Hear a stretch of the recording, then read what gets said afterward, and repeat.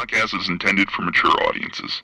The views and opinions expressed are those of the panelists and do not reflect in any way those of the podcast partners, sponsors, or affiliates. Enjoy. Hi, this is Michael Buffer, and you're listening to the Voice of the People. Let's get ready for Boxing Voice. Every day I'm hustling, hustling, hustling, hustling, hustling, hustling, hustling, hustling, hustling, hustling, hustling. Every day I'm hustling, every day I'm hustling, every day I'm hustling, every day I'm hustling. What broke him down? Was it just the body punching? When I was hitting him with body punching, I heard him, actually he was crying in there.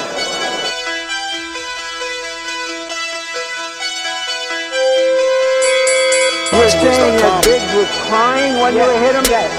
When did that happen? And perhaps the fourth round on? BoxingVoice.com. So that you knew you had him by that time. Absolutely, but I knew he was tough and taking those punches. Beyonce Productions.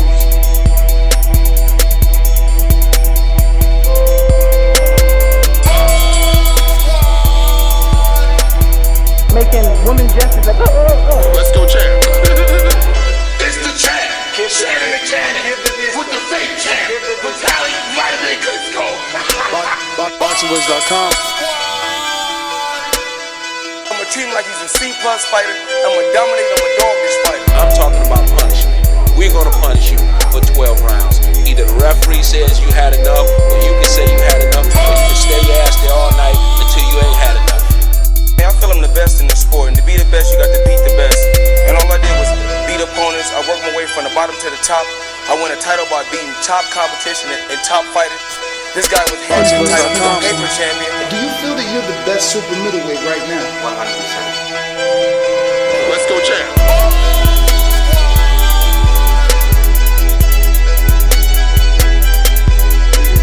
He can bring the pressure. He can box. I'm a true champion. I'm willing to go to his turf in Atlantic City. I'm going to step on him.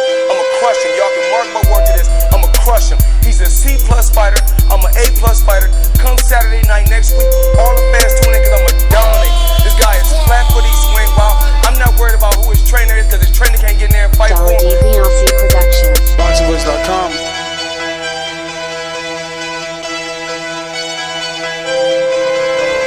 BoxingVoice.com.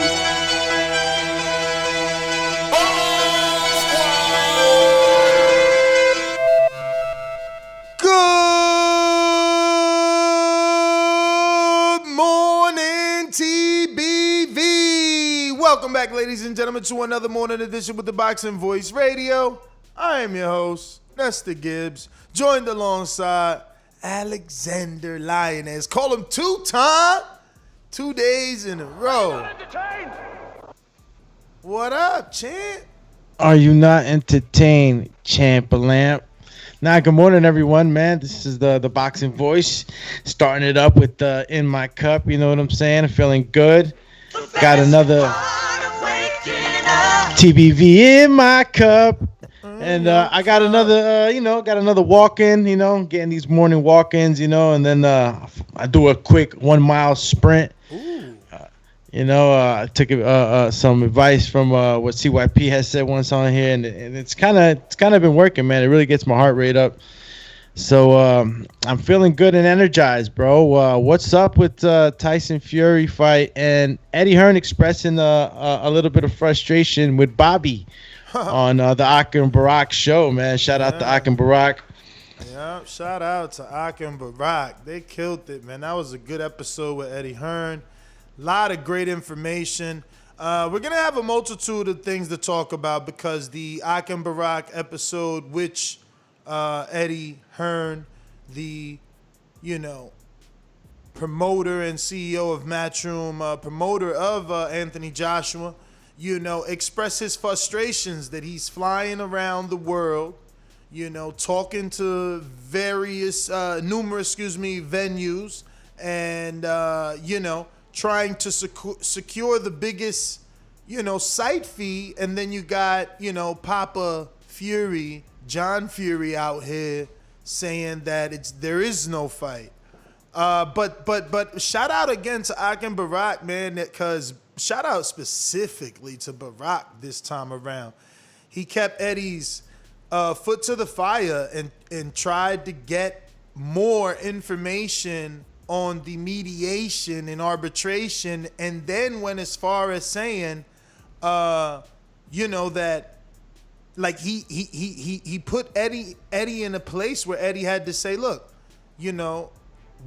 we'll have to pay. They're gonna he didn't say those words. His words were, they're gonna try and squeeze some money. They're gonna he tried to make it seem like it would be petty of them to try and get money or get paid for this. He said they're gonna kick, they're gonna scream, but ultimately, Tyson Fury signed the fight. Bob Arum feels confident, but when asked about that mediation, boy, no one has an answer, man. So that is strange. But then we're gonna discuss not only DAZN's Chris Manix interview with Demetrius Andrade, but the Brian Custard interview on the Last Stand podcast with Demetrius Andrade. I think moving forward, Demetrius is gonna become my new favorite fighter. I think you like the talk, you like the attitude, the swag. Yes. You seen both of them? I didn't catch the Chris Manix, and if I did, I forgot. But wow, he's Eddie. I didn't even see Rob's text, but I'm sure he's talking about when Eddie called Shelly Winkle. I'm telling you, it don't stop with him. It don't stop with him. But it took me a second to actually get that one. I was like, yeah, Winkle. No, shots fired always when it's come to Eddie Hearns. I'm telling you, bro. I'm telling you. But Andrade, wow, he impressed me. He really impressed me, man. I mean, both of those interviews were very good. The Custard, I can't even front, way better. There is a career in stand-up for Andrade. And I think the little hat, that even sells the whole stand-up comedy or comedian. Right? I love it. Like he's a jazz man. Yo, I love and it's funny because I came on here earlier like, yo, look at Andre. He been out for 24 hours. He only got 1,200 views. Bruh, that was a freaking good interview. Like he made a lot of good points. Yes, he did, man. Yo, it made you want to root for him, and it made you think about it like, yo, is he really the most avoided fighter? They hiding them from me. Like, and if are they really avoiding Andre? I mean,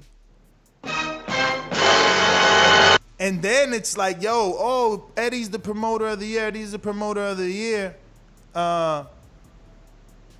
And it's like, damn, but he can't get Andrade anything. Like, this is the 5th DAZN fight, regular name. I mean, yeah, man. And no disrespect to Liam Williams, who we'll have on the show tomorrow, but, it's everything that Andre said in both those interviews. He's not the guy that the fans are asking for. He's a comedian, bro. He was like, yeah, Liam Williams saying that he's gonna knock bumps into my face, lumps into him. He said, oh, let me at him. He kept going into character. It was hilarious, bro. The Charlo impression. Oh, why you told me? I will knock him out. Bruh, that was crazy. And he's just like, bruh, dead all that and let's just fight. Like, let's just fight. Like, let's stop. And he ain't say you stop. He said, let's both stop. Let's both stop. So it was an interview that definitely made me say, I gotta get behind Andre. He said it in that interview, or one of those two. He said, yo, what's it gonna take? He said it's gonna take for the people to get behind Andre, and it's true. I'm gonna get behind him, man.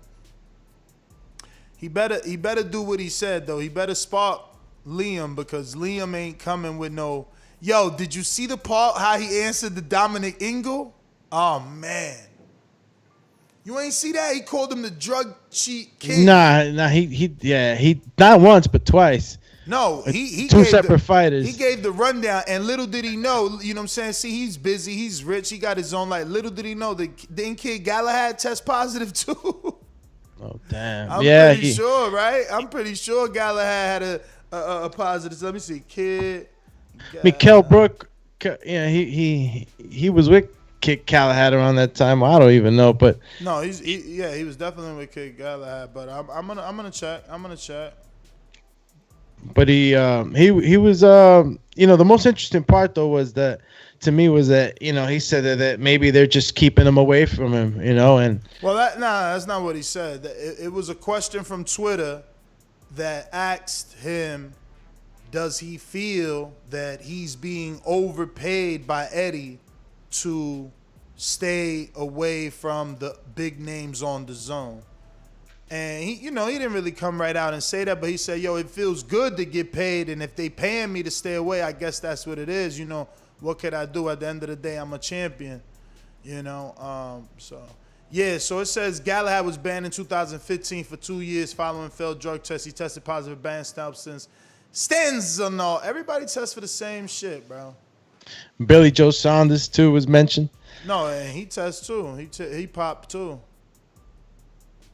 Let me see. I'm gonna double fact check Andre, Billy Joe, but we all know he tested a nasal spray. Also mentioned that he didn't have to give up his WBO belt to go up or go down. And I think that was one of the questions they asked on Twitter. And he kept calling everybody out too. He's like, that's they probably don't know too much about boxing, and then he'll give it his answer. And when he said that, I was like, damn, yeah, that's right. Sometimes we think that you got to give up the belt to go up and challenge for challenge somebody at the top at that level, and you really don't. No, he made a lot of stuff clear. He let us know he doesn't have to vacate 160 to challenge anybody at 68. He let us know that his contract stipulates that he can go to another network. He let us know they're trying to get Ryota Maroda. He let us know that, he told Charlo, look, if $7 million ain't enough, well, then how much? Don't just turn it down. That's a man that wants to fight. That is a man that wants to fight. Did you see his reaction? Did you see his reaction with call you? Oh my what? God, we're drawing the blank face right now. It's all good. And he also talked about Canelo, and even Triple G, Yeah. And he said when Brian asked him which one would he fight, he said both, but obviously he would fight Canelo. Canelo's always the golden ticket, the way to go. But he's willing to fight anybody. Again, man. that wasn't him. That was a Twitter question, and he said he'll fight both, but that obviously he'll fight Canelo because he's more popular, but that he wants them both, And that's the thing. That's why I'm like, I think it's time we got to get behind him, because he don't just want Canelo. He don't just want Triple G. He told Lil Charlo move up and he'll give him a shot at his. He said, look, don't ask me to come down. I can't come down, but come up to 160. We'll give you a shot at my title. We'll make it worth your while. Big Charlo, he offered the fight. Gennady, he offered the fight. Maroda, he offered the fight. He talked about Caleb Plant, and Benavidez and everybody. He said, people say I don't fight anybody, but he's like, who's Caleb Plant fighting? Who's Charlo fighting?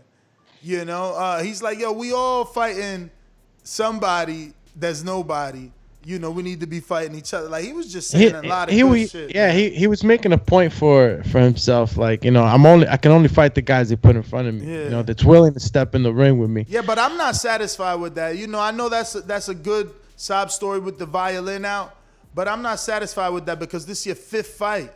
This is your fifth fight on the zone. Like, at some point, you as the fighter. At some point, he as the fighter has to, stop and be like, yo, Eddie, what the hell is going on? Like, look, at least we know now that Bud told Bob, yo, what the hell is going on? No, Bob, no, Crawford, we're going to get you this fight, and if we don't, here's an extra $1 million every time we don't. That's a man that's trying to get it done. But is Andre got some stipulation like that? He ain't let us know. Like he said, I shouldn't be talking about contracts, but he talked a little bit about it. I'm just saying, don't just keep accepting these fights. This one is a mandatory. Okay. but you can't keep accepting these fights. But he did answer the good, probably. He's like, look, Jacobs fought Selecki, and he ain't beat the way I beat. He's I don't know, man. It's a difficult situation, man. Difficult situation. I mean, but he feels like, he gave me the energy. Like he's chilling. He's comfortable.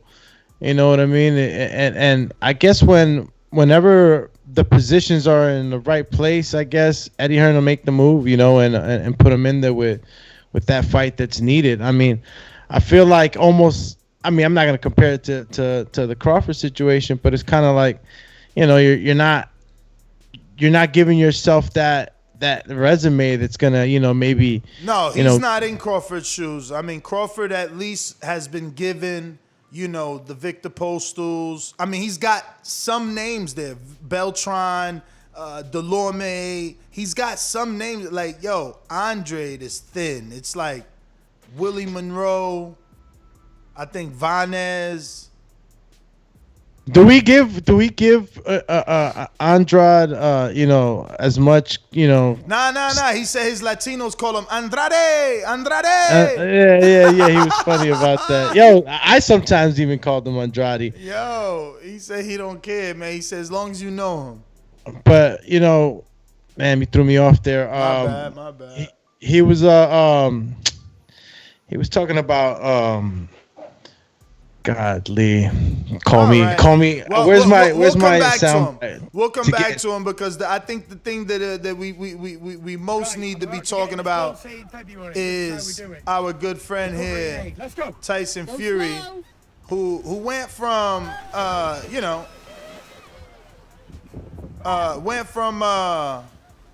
big guy to little guy, right? He's no longer as big as we thought, right? And this was February. Him I remember seeing this video. Him in the beach, people saying, "Oh my God, he's off the wagon again," and here he is, still shot, the belly, whoa, but then still shot. Right here with Andy Lee and Joseph Parker in camp. I just cropped them out because I wanted to show you more of Tyson's. I mean, you can see the chest completely different from the chest on the far right hand of the screen, which is February.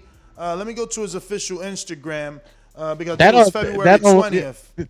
The center picture, that almost didn't look like him. Like, what do you mean almost? I'm lost. What do you mean? I don't know. It just, for some reason, it didn't seem like his face for a second. Totally. He's lost weight though in the far left. But the video is from February 12th, so we're March 31st, so he's got a little more than a month, a lot more than a month since the video date of when he was that big. Now, I think it's Cat. I think that video is a lot older, and he probably just posted it on that date. No. If you listen to the audio, he tells you I'm jumping in the water in the cold month of February or some shit like that. He says it like hold up, I'll play it. Watch. Right, I'm about to get in this cold sea in February. This is how we do it. Cold sea in Recovery February. in 8. Let's go. Go slow. See, he said, all right, I'm about to get in this cold sea in February. Was it last February? Why he sounds like why does my impersonation of Tyson Fury sound like Popeye? That's what I'm gonna do from now on. Popeye soundbite. It's like, all right, I'm about to get in this cold sea in February. Popeye the Sailor Man. Yo. But yeah, he definitely looks thinner, leaner, in some shape for sure. What do you say? Recovery in 8. Let's go. What do you say, my friend? I don't know, man. I don't know what to make of it. I mean, he just far right to left. Oh my God, Ghetto Genius. That's what I'm saying. The video of him being fat is old. It's from February. The pictures on the left are from yesterday and the day before yesterday. Do you see the white? You see the difference in it? I mean, he almost looks smoked out in the white, right? Come on, you gonna tell me he don't look like a little too skinny in the face with his eyes beady like that? Yeah, you could tell, man. He's mad thinner. He's way thinner, and like you guys are not even paying attention to what's going on. It's not about the video is to show you how fat he was when people said, he gained weight in February. This is February 12th. Yeah, but what I'm trying to tell you, and I know It's I'm a on his conspiracy official theorist on this. Instagram. Look, on his official Instagram. Yeah, February but 12th. what I'm trying to argue is that this video is not this February, it's last February. Oh my goodness. So now you saying he kept a video from last February, strategically posted it this February to throw everybody off the trail that he's really in the gym working. I mean, you guys are the worst. Look at this guy. This guy, Ghetto Genius, says it's from February 2016. What the hell? 2016? Come on, guys. Come on. Give the man some credit. He whipped himself right back into shape. Like, why can't he in 40-something days lose a couple of love handles, a professional boxer on the highest stage? The hate is real, man. Good morning from Mad Bent in Kansas City, who says, Tim Tszyu, very impressive, powerful, skillful. Yeah, I watched the highlights of him pounding out Hogan. Yo, that uppercut, uppercut up the middle, while slipping the jab is becoming like a signature punch. Tim Tszyu hit him with that. It was crazy. From another angle, too. It wasn't the normal slip to the normal side. He slipped into it, but into the center of the chest, hit him with that left. Yo, that uppercut's becoming real problem right now. But you got the conspiracy theorists on full alert. Yo, they all out like, yo, it could be an old video. He's got an old video. He's playing mind games. He's playing Jedi mind tricks. You guys are so weird. But that's what he does. All right. Well, that doesn't take away from the fact that he's in tip shape. Ready? Is he in tip shape or does he look depleted? Oh, so you think the picture on the left, he looks depleted. Well, now it's on the right, but in the video, it's on the left. Let's go to the video. So you think he looks depleted on the left in the white with the Gypsy King long sleeve dry fit and the matching shorts. Yeah, he looked, and I don't know how far apart. Yo, people want to say is last February. So the shorts he wearing in the ocean are the same shorts he wearing in next to Andy Lee. Then fuck it. Conspiracy continues. He's wearing his swim trunks to train. Conspiracy continues, man. Let's go, man. No, man, those the same color shorts, but I mean, were people even out this February like that? You know what I'm saying? Like, I don't know. They tripping, man. Bro, why? Yo, you telling me gypsies don't like jumping in the ocean and shit? No. Shit, I like jumping in the ocean. People don't like jumping in the ocean? When Come it's on, cold, man. like that's what some of these, people do that, man. They go jump they cut holes in the ice and fucking jump in the water. You're not polar bear dipping? Y'all not polar bear dipping? See, that's some Canadian take that shit. back to Canada, champ. I'm telling you, it ain't me. That's it over there. Polar bear dipping? Come on, man. It ain't me. What is that? It's going in that water when it's like when it's at wintertime, super cold. You do a little dip. It's called polar bear dip. You run out there, your tidy whities or your shorts, whatever, and you go take a dip and run back out. Apparently, it's like Cairo, right? Or Cairo. How do you say Cairo? Chirogenic it's therapy. rejuvenate of the muscles, right? Tyson, a bunch of people have done it, man. Enough athletes have done it. That's right. Yo, you I could do it. Yo, you Canadians could do polar bear dipping, man. Americans are used to skinny dipping. Shout out to Keem in Florida, man. What's up? Shout out, you from Jersey. Call him Tidy White. We got beaches in Jersey, weirdo. What you talking about? Yeah, so do we in the summertime, weirdo. That's true. But you got more winter than we got winter. You know that. Oh, hell yeah. Or strong. East Coast? A stronger winners. Yo, real quick, CRB1 on the super chat says Wilder turns 36 in October. Why would he let Fury run off with his belt and not get a shot at it for 2 years? When has the pay-per-view fighter took step aside? Yo, 36 ain't nothing, man. Age ain't nothing but a number. Pack about to fight 43-year-old and fight Bud. Not only that, George Foreman won a heavyweight title at 40. You know, I mean, like, please, man. Povetkin just knocked out Dillian White at 41. Like, stop acting like it's over. Haterade. I'm showing you that over and over and over again. And Ashoka 2005 early on the Super says, so Charlo, Triple G, Andrade, and David all gonna wait for Canelo? Do they know they can fight each other for belts and money? This is sad. Well, Andrade, based off the interviews, Andrade knows, and Andrade is trying, man. Andrade said, look, I'll go to Showtime. My contract allows $7 million. He said, yo, I thought $7 million was a lot of money. That's a lot. It sounds like a lot of money to me, but okay, if that ain't enough, how much? How much? So I like his energy, man. I really hope he needs to cap these 2 interviews with a freaking fantastic performance. You know what I mean? Like a real elite level. Because you see, that's the thing. When Canelo fights Yildirim, he shows the separation. Like, why you fighting Luke Keeler and these dudes? And you got to show the separation in talent. Go out there and make that shit look beautiful, because this dude's not on your level. But yeah, Francis, man, you ain't gonna do your thing. Why you be acting scared? I was waiting for you to finish, man. Ever since he put on the glasses, man.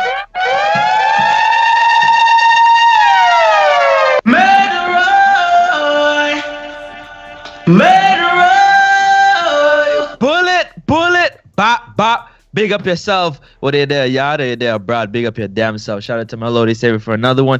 Because without him, none of this would be possible. Listen, man. Demetrius Andrade, I hear this is the fight that you need, you know what I'm saying, to show the people that you got the skills. But you're going to have to probably step in the fire a little bit. You're going to have to trade at times when you don't want to, just so that we can get the performance, that we can stop talking about you not having those fights, fighting those fighters that are not on your level and making them look like they're on your level, because you are levels above in terms of talent. Do you guys agree or disagree? You're bringing lower level talent up to your level based on your performances. Is that fair to say? Don't ask me that question. Is that a fair statement? Don't ask me that question. It's a fair statement, champion. You know we messing with you. I ain't even hear you, man. I'm over here making sure we get our guests. What up? And I was saying a fair question to say that Demetrius Andrade always brings his opponents up to his level based on his performances, instead of, like you say, separating himself and going levels up. No, you mean he goes down and hit their level, you mean? He don't bring his opponents up. He brings them up because he diminishes his performance. His performances go down. I think I understood what you were trying to say. So he's going down at a level instead of...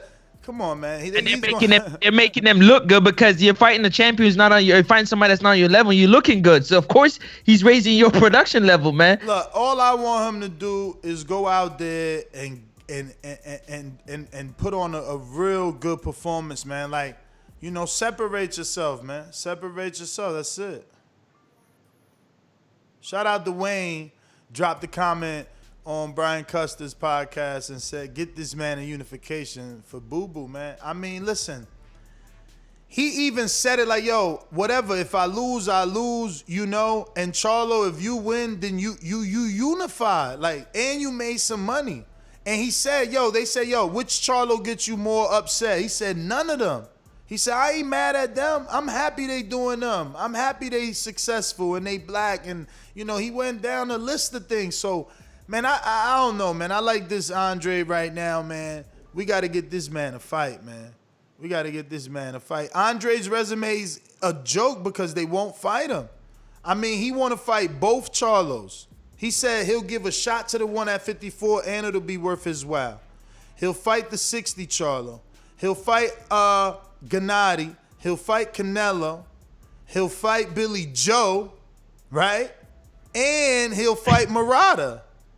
Like, he was scheduled to fight Billy Joe. Billy Joe is the one that popped positive. He wanted to fight Billy Joe. Billy Joe is the one that, like he said, used his name in the media, telling us, yo, I'm gonna fight Andrade. I ain't waiting for Canelo.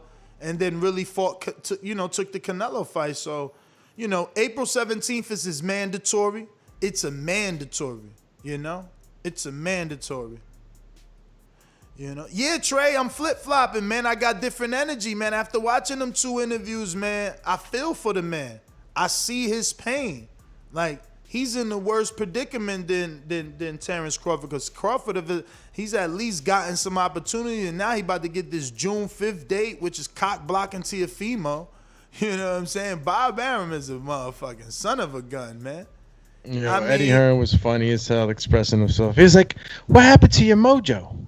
Like, I asked him the other day, "What happened to your mojo?" Nah, Bob is bitter. He out here trying to make Bud versus Pacquiao the same day as Tio versus Cambrosos, which is on Bob is pay-per-view. businessman. You better stop playing with Bob like that, man. Bob's a businessman. Bob's about his money like he's always been. That ain't a business move. That ain't a business move. That's like a chess like move. a fat kid on cake, bro. That ain't a business move. That's a chess move. Because if it was a business move, he would be helping them promote this so that when T.O. comes back to Top Rank, he's a bona fide pay-per-view star. Instead, he trying to catch that percentage fee off T.O. every time he go out. You're not even listening, man. You're not even listening. Unless Bob knows that he's losing T.O. after this fight because of the breach in contract, right? Are you walking with me so far? I'm following. Okay. Unless he knows he's losing T.O. because of everything that he did publicly to fuck T.O. over on this Cambroso fight, and T.O. already publicly said they fucked up, breach of contract. They making it seem like they're getting out of contract. Unless Bob knows that is what's going to happen, why wouldn't he, right? And I ain't talking about legally promote. I ain't talking about be the co-promoter, but why wouldn't he be promoting this event? So when this unified champion comes back from a pay-per-view on an app that's obviously making a lot of noise, Bob Arum, has a bona fide pay-per-view star. Instead, what he's doing is he's cock blocking. He's sending out. All right, well, allow me to let the casual listeners know. He's sending out the biggest linemen there are to not allow T.O. out that motherfucking back end, brother. That's it. It's just the truth, man. Like, why? Look, but you can rebuttal, if you think differently. What do you think, Alex? Nah, I'm with Ness on this one, man. You're a smart player, man. You let him go on the other side, get more clout, more attention, and he comes right back. And why wouldn't I want that? Because you really never wanted him in the first place. This is my point, anyways. You never wanted him in the first place to win them titles. The fact that he did, kind of messed up the business, I would assume a little bit, but not really, because you're on the same team. So it's not really supposed to mess up the business, but you wanted, I guess, Loma to win. That's my assumption, right? And then you add on top of it the fact that now you stepping outside of yourself and looking for bigger money than what we're offering you. So you're showing that, well, you don't need us.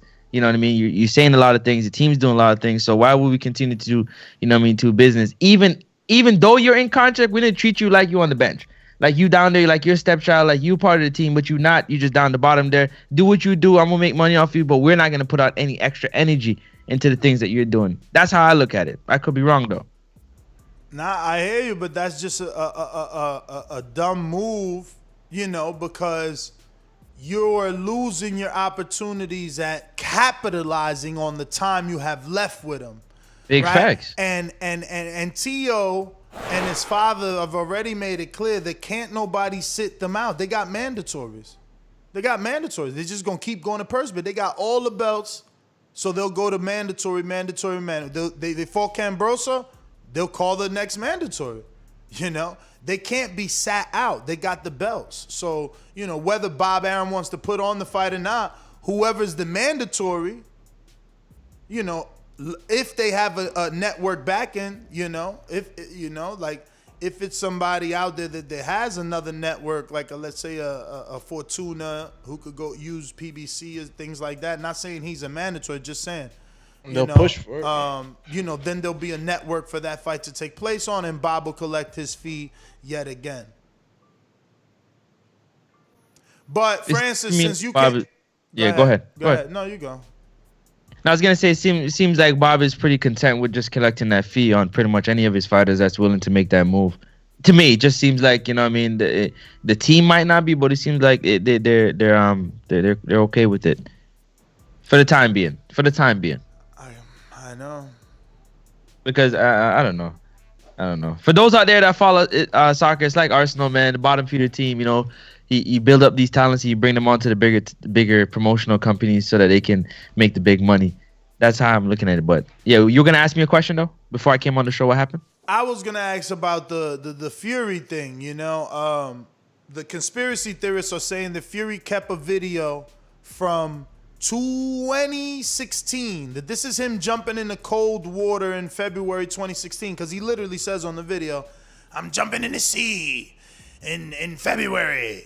This is how it's done." And now people are saying, no, this is a conspiracy. This is not this February more than 45 days ago. This is another February, and Fury was never as fat as he looks, which I don't get. Why would they want to say that, right? I guess those are Fury haters then. They don't want to show that he went from February 20th looking heavy to March 31st looking super lean. Have you seen the pictures of him with Joseph Parker and Andy Lee, and also the one that dropped this morning with him with the drop fit Gypsy King outfit? If not, I'm screen sharing. You can be looking at it now. It's been up. I seen both photos. The one I was actually up this morning waiting for Tim Tszyu to fight Dennis Hogan, so I had seen the all white Gypsy dry fit outfit. And in terms of the video with him running into the water, it definitely wasn't this February that passed, but it was recent. It might have been 2019, but I did remember seeing that video for sure. Obviously loving boxing and seeing everything. So, but he's looking slim. He's looking ready. I heard some people might have said that he looked a little dried out or that was Doomy or overtrained, but it just seems like he is met up with he slimmed down a lot. Yeah, he's taking the proper steps. He looked like he took it off properly instead of in a rush. But see, that's the thing. The one, what date is the one on the left, far left, with the white dry suit with the shorts? That one, the white one. Yeah, that one dropped today, this morning. Yeah, and the other one, Sky Sports and Hey Boxing dropped it actually. Haymaker Boxing dropped it. Where the heck? Where was this? A presser? What's that behind him? Looked like his gym, his new gym that he built, man. His new gym. He got his graffiti on the back and stuff like that. The ring. You know, he built his new gym, right? Yeah, no, I didn't know that. That looks pretty cool. I thought he might have been like an remember oppressor. The big when the ceiling fell down when he hit the heavy bag? That was in his new gym as well. Okay. This one is a day ago, and again, Haymaker Boxing posted it. That's Fury, Andy Lee, and Joseph Parker, and that's when Eddie announced Chisora Parker. Yeah. So then they said, "Oh, look, two camps," because Derek Chisora announced that he's with Buddy McGirt. So Joseph, they simultaneously dropped that Joseph's in camp with Tyson. The other swimming shorts. Yeah, you're funny. Yeah, those are the same shorts, man. They look like the same shorts. They the same. It's a conspiracy. He traveled through time. I even got people hitting me up saying that, oh, how could it be 24 hours? Fury, is shaved in the one from a day ago, and now he's got a little bit of hair growing back in the one from today. Because you see the one that I'm screen sharing right now with the yellow shirt, he's obviously freshly shaved, but the one from today, he's got a little shadow. But it's like, isn't that obvious? It's the next day. It grew. Nah, man. Look, for one, I know that he's not gonna be ready, man. Or not be getting ready. See Francis, you said that you had seen that video right before. Yeah.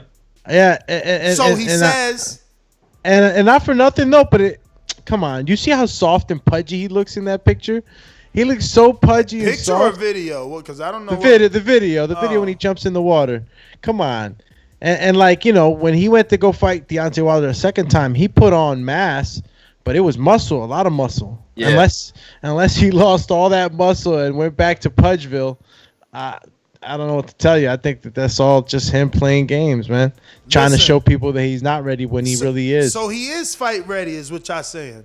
Yeah, I'm saying this. He's ready. He's ready. That's what I'm saying. I'm going based off the pictures. I was using the video to show, allegedly where he was coming from, because when that video dropped in February, everybody was like, oh my God, he's overweight again. Is this our first guest? Yes, it is. Darren Cunningham, what's going on, sir? How are you? Good morning.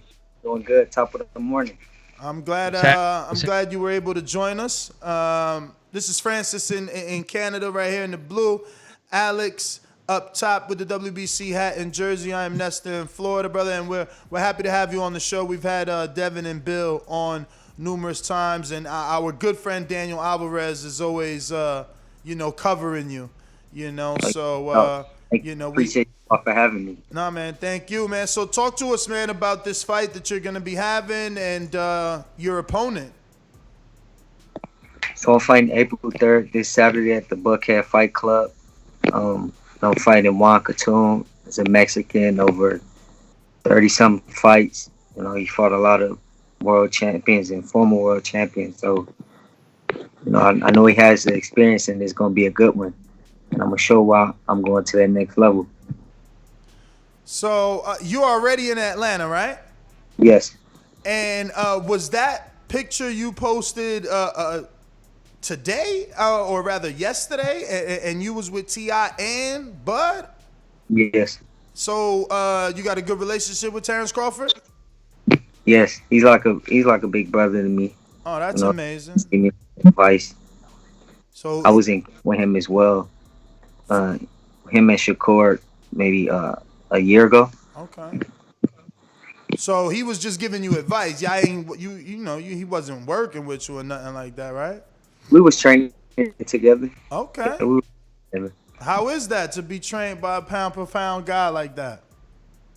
Well, it's great because he has a lot of knowledge about the sport. So he can only pass it down to me, and I'm forever grateful. For him to be able to do that. That's amazing, man. So I got hip to you a long time ago by your uncle. At one point he was training you out in Florida before I moved out here, and he had invited me out. But when I came, you weren't there. But point is, we've been following you for a while. Do you feel any pressure because your name has that pedigree attached to it, and Kevin Cunningham is in the sport and been in the sport for so long, and then you got, you're promoted by Devin Haney, and he's this young phenom, or how are you handling all of that? I don't feel as if it's any pressure, because once you put the work in and, you dedicate yourself to the sport, then, the sky's the limit. So I have absolutely no doubt in my mind that, I'm going to do great. Hey, Darren, how you doing, man? This is Francis from Canada, by the way. Is it possible using your cell phone? iPad.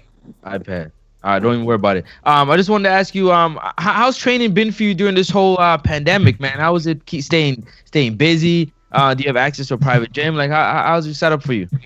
Yeah, this camp been great for me. I do have a private gym, so wasn't a lot of people allowed. Well, really just my team, and just staying focused and, locked in the whole time. So your team consists of Mickey Bay. He's your head trainer now, right? Yes. And how long has that been going on? I've been training Mickey Bay for a little bit over a year. Why the move, if you don't mind me asking? Cause I'm in Vegas, so once he moved to Vegas, I felt that it was a great fit because of all the knowledge that he has. We lost him. I think that everything's go hand in hand, from all his trainers and him being a little retired and passing it on. Hey, I just wanted to know real quick. My apologies, Alex. I'm going to get you to go. Is it possible you can turn your screen sideways just so we can see how wide them shoulders are, so the people out there that want that smoke can see what's happening? You got to unlock your screen, though. Your screen probably locked. So, Alex, in the meantime, answer your question while he unlocking the screen. No. You mentioned being in, in the camps with Shakur and Crawford. So I was just wondering, what other maybe sparring that you've had with guys that we might be familiar with. Devin Haney for sure. I'm not even sure how to unlock the screen. Don't even worry about it. It's all good. For sure. Don't worry about it. Yeah, ask your question again, Alex. I'm not sure you heard it. No. I was just saying. Ness said Devin Haney, but just other. Maybe if you could tell us other, fighters that that are well known that you might have sparred with, or maybe just some up and coming fighters that you sparred with that are giving you good work for this camp? Hold on 1 sec. Can you all see me now? Yeah, we see you. Hold on, wait. Here we go. There you go. There we go. Yeah. Got the widescreen now. Yeah. Yeah, sure. Yeah. So no, I was just trying to see if maybe you could give us any other names that you've been in the ring with, as far as sparring, and what kind of guys did you spar for this camp? I've been in the ring with Shakur, Devin Haney. As far as when I was professional, or just like Just all in around? general. In general, too. Guys in the past, too. Sometimes you have professional fighters that might have seen themselves fighting each other in the amateurs, and now in the pros, might want to fight. But any guys you could tell us. I fought all the Olympians from 114 to 132. Antonio Vargas, Shakur, and Carlos Balderas. Okay. Devin Haney. Those are like all the big names. And right now in the pros, for this fight in particular, did you bring any guys in for this camp, or anybody that you might want to say came in for this camp? To be honest, my team picked the sparring partners. I can't even say their names. Like, I was coming in the gym, I was just boxing whoever they had for me. So you telling me they ain't even want to take a picture with Darren Cunningham after they got some work so they could post on they their IG? did, but like I said, I don't know their name. You ain't even follow your work back? I didn't. Wow. I was locked in. Hey. Okay. I was locked in, for real. So how old are you? 23. Okay, young. And you're trying to get a world title at what weight when it's all said and done? What's the first weight class you want to get that world title at? Because, I know right now these are just developmental fights. I don't know if you plan on getting any lower as you go on, or you're going to get a title at this weight class. Well, I'm not trying. I'm going to get a world title at 122. Okay, 122. And sure. how far up in weight do you see yourself going when it's all said and done? When you retire, Darren Cunningham was what weight? Lightweight, 135. Okay. Maybe 140. Okay, so you don't plan to go too high. That's what's up. Yeah. So you're gonna look to defend that title a lot. You won't be a dude jumping up in weight classes too much. Oh yeah, I will jump up in weight class, but you gotta be mindful that I'm only 23. So a lot of experience, man. I'm sorry. Go ahead. I just wanted to know, who's that fighter, man, that got you into loving boxing, man? I come from a boxing family, so like all my uncles were already boxers. They just never stayed. Well, they turned professional, but they never stayed, locked in all the way on a consistent basis. So, I was motivated and inspired to just take it to the next level. Okay, now I know I seen you made that face a little bit. And the reason why I asked, because more time, if you got somebody in your family, you do take something from them. But usually you would look at somebody else outside, like another fighter, like, one of them notable names like a Ward or a Floyd, or, say, I like what, uncle, or I like what dad does, but I rock with that person, what I'm saying? So that's why I kind of asked. Yeah, for sure. But I love the likes of Andre Ward, Floyd, of course. I'm inspired by Muhammad Ali because not only was he a great fighter, but he was the people's champ. So, I'm kind of following those footsteps as well. Corey Spinks, undisputed world champion, one of my mentors today. So, I'm motivated and inspired by all those guys. You got, I think, about five fights now. That's 6 rounds. When's the next step up to the 8 rounders? Or well, my last fight, I was supposed to fight 8 rounds, but before the fight started, he said that he wouldn't fight 8 rounds. You know what I'm saying? This was a guy who's been in 10-round fights, who's been in 12-round fights. So it's not up to me. I'm only there to do my job, and that's come and perform. All right. I didn't even know they could do that at the last minute, but Sure. all right. So yeah, and in a perfect world, what would be your dream lineup for the next 3 fights? In the perfect world, next 3 fights would just be stiffer competition and just some former world champions and somebody that's gonna give me a challenge. All right, no names, huh? All right. It's too soon for names, man. He is 6 rounds. It's too soon. He's chilling. He's chilling right now. Hey, Darren, I want to know: are you running long sprints? Sorry, are you running long? Or are you doing sprints? Are you doing like 5, 6K, 7K? Or are you doing short sprints when you're doing your conditioning? I do a combination of both. I call it the best of both worlds. And you do them on the same day, or do you alternate days when you're doing those workouts? It just depends. Sometimes together, sometimes separate. Well, if you were to tell the people right now a style that you present when you come in there, what's your style in there? I know that like Francis mentioned, sometimes you kind of look at other fighters, you take little things from them, but what's your style in the ring? My style, personally, I adjust to my opponents. Like, that's what the first key is, just really adjusting and I would say establishing the distance and the range and knowing how to fire off my shots and just being smart. But a boxer puncher. Boxer puncher, yeah. Mm-hmm. Darren, am I wrong in assuming that you've probably gotten some work with Mama's Boy, even though he's a little heavy, just because y'all know each other and he worked with you? No, we never worked. Okay. Never fought. I feel like because he's out in Vegas and he sparred just about everybody. I don't know, maybe y'all got some work. And I know he's been with Mickey Bay sometimes, man. But yeah, we be talking a little trash back and forth, but we never got in. Oh, I ain't know about that. Okay.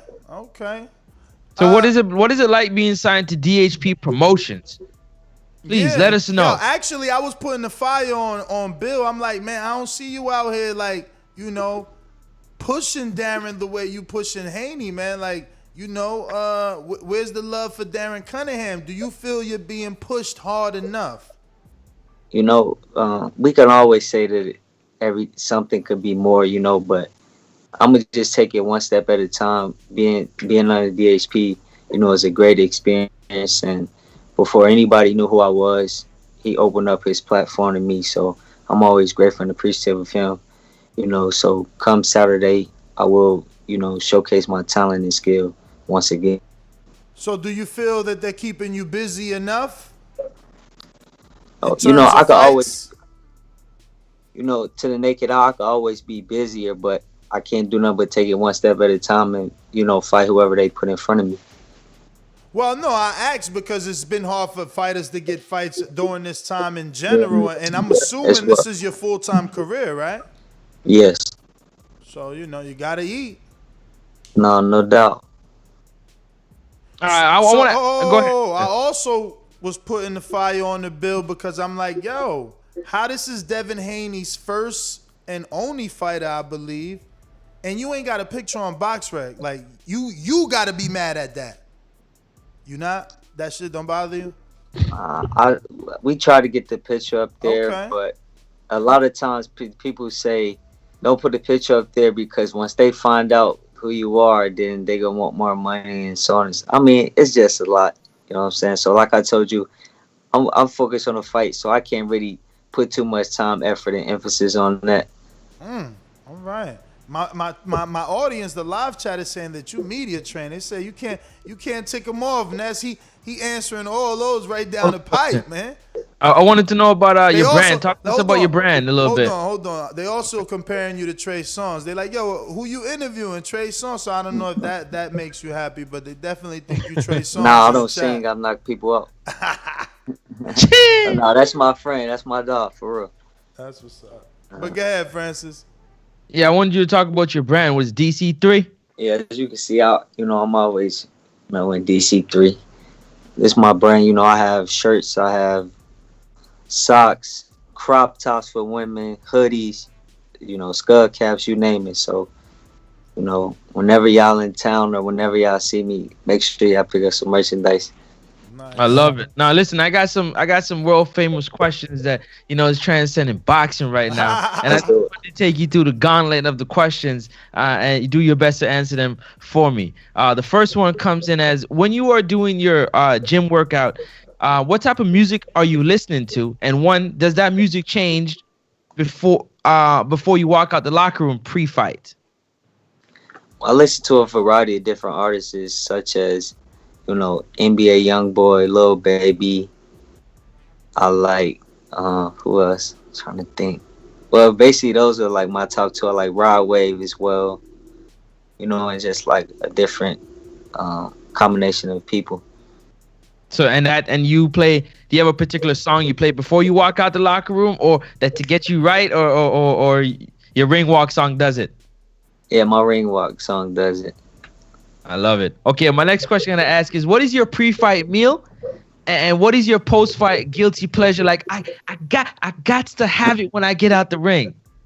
Well, to be honest, a lot of times, so in camp, I'm meal prepping right the whole time.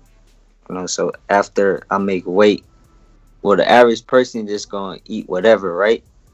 I still eat the same thing. I just do more. I take in more, but it's still the same type of food, because think about it. When you're doing something for so long and then you change, your body might have a sudden change. Mm-hmm. So instead of that, I still continue to eat the same thing. But maybe after the fight, I'll eat me some chicken wings and fries or something. Who knows? But after this fight, I got another fight on his card, so I'm going to still be right back in training camp May 29th at the Mandalay Bay. Oh, he focused, ladies and gentlemen. He ain't got no post fight. Just give me some chicken wings, some fries. I'm straight. Get me back in camp, man. Back to the money. For sure. Darren, so let me ask, how's the transition been for you from St. Louis, where you're born, right, and now living in Vegas? And when did you get to Vegas? I moved to Vegas about 4 years ago. The transition is actually great, because I always said if I wanted to make it, I felt like not only in boxing, but to make it in life, that I had to get away from St. Louis, because like I always had big dreams and visions. So I knew that wasn't the place to be. And it's like moving to Vegas made me even hungrier, to where, I have to just stay locked in, because the ultimate goal is to, not only be world champion, but to never go back living there, but to give back to the people, Definitely. And they keep me motivated and inspired to keep going, because at one point in time I was young, and I wanted somebody to really look up to like that. So, I'm always mindful of that. So, can you give us the story? Because, like, being from St. Louis, watching Devin Alexander and your uncle being Kevin, like, how'd you end up with Devin Haney? How'd you meet him, and how'd you why wouldn't you be with like PBC with your uncle? Like, I'm just asking. The story seems interesting for me. Like I said, when I was younger, I've been knowing Devin since we were in the amateurs, but I just never wanted to live in St. Louis. So those are decisions that I had to make for myself. It's always about my life, what I wanted to do. I didn't want to live in St. Louis. All right, but you was training with your uncle in Florida. Yeah, and then things didn't work out. Okay. I like that smile. There's the truth. All right. So what made you take the chance on Devin? And obviously, I'm not digging here, right? We have Bill on almost every day. Like, he's a friend of the show, believe me. Probably gonna pop up soon. I know, because we told him you was coming up. For sure. But so what made you go with him? Because again, you obviously having the name. I'm sure people came, knocking or calling at one point or another to do some sort of business with you. So what made you choose one of the youngest promoters out there? Well, as you know, it's a new wave. When, like I said, 4 years ago, when he opened up his platform, we just had a plan of, that we was gonna work the business from the business side as well as the boxing. He was gonna have his promotional company, and we was gonna do so on and so forth. So we stayed with that, just locked in. That's what's up, man. So from the amateurs. All right, well, we got a couple of questions from the people. I got Coach Myers in Connecticut that says, good morning, champ. I see in the amateurs you fought Virgil Ortiz, Shakur Stevenson, Antonio Vargas twice. How did those fights go? And who do you think goes further in their career? Ortiz or Stevenson? Oh, I'm saying Stevenson. Yeah, I fought Virgil. We fought in the Silver Gloves. I thought that on my end that it was a controversial decision, from him being from Texas, but we made it all the way to, I think it was like finals or something. So it was a good fight. I actually like Virgil. I never seen him getting that big. So to see him at 147, that's like wow, it's crazy by me actually fighting this guy. But I like Shakur, just from his skill and just his ability to think in the ring and not getting hit really. So I always feel like a boxer who don't take a lot of punishment will last longer. Everybody that speaks of Shakur, they have him as like that guy that will, be great, right? Mm-hmm. Do you think that they're giving him the fights that he wants? Of course not. But at the same time, boxing is a business. So all he could do is just, be whoever they put in front of him. Oh, but in a perfect world, I know that he would want to fight, all the top guys. Definitely. Yeah, I would love to see him in there with Valdez, man. This is like his second division now, trying to get the Valdez fight, No doubt. But, yeah, so... I want to know, Darren, how much more fights are you looking to have before, you become a contender? Potentially put yourself into a mandatory position for one of these fights? 5 fights, 7 tops. What? 7 more? Yeah. What? Okay.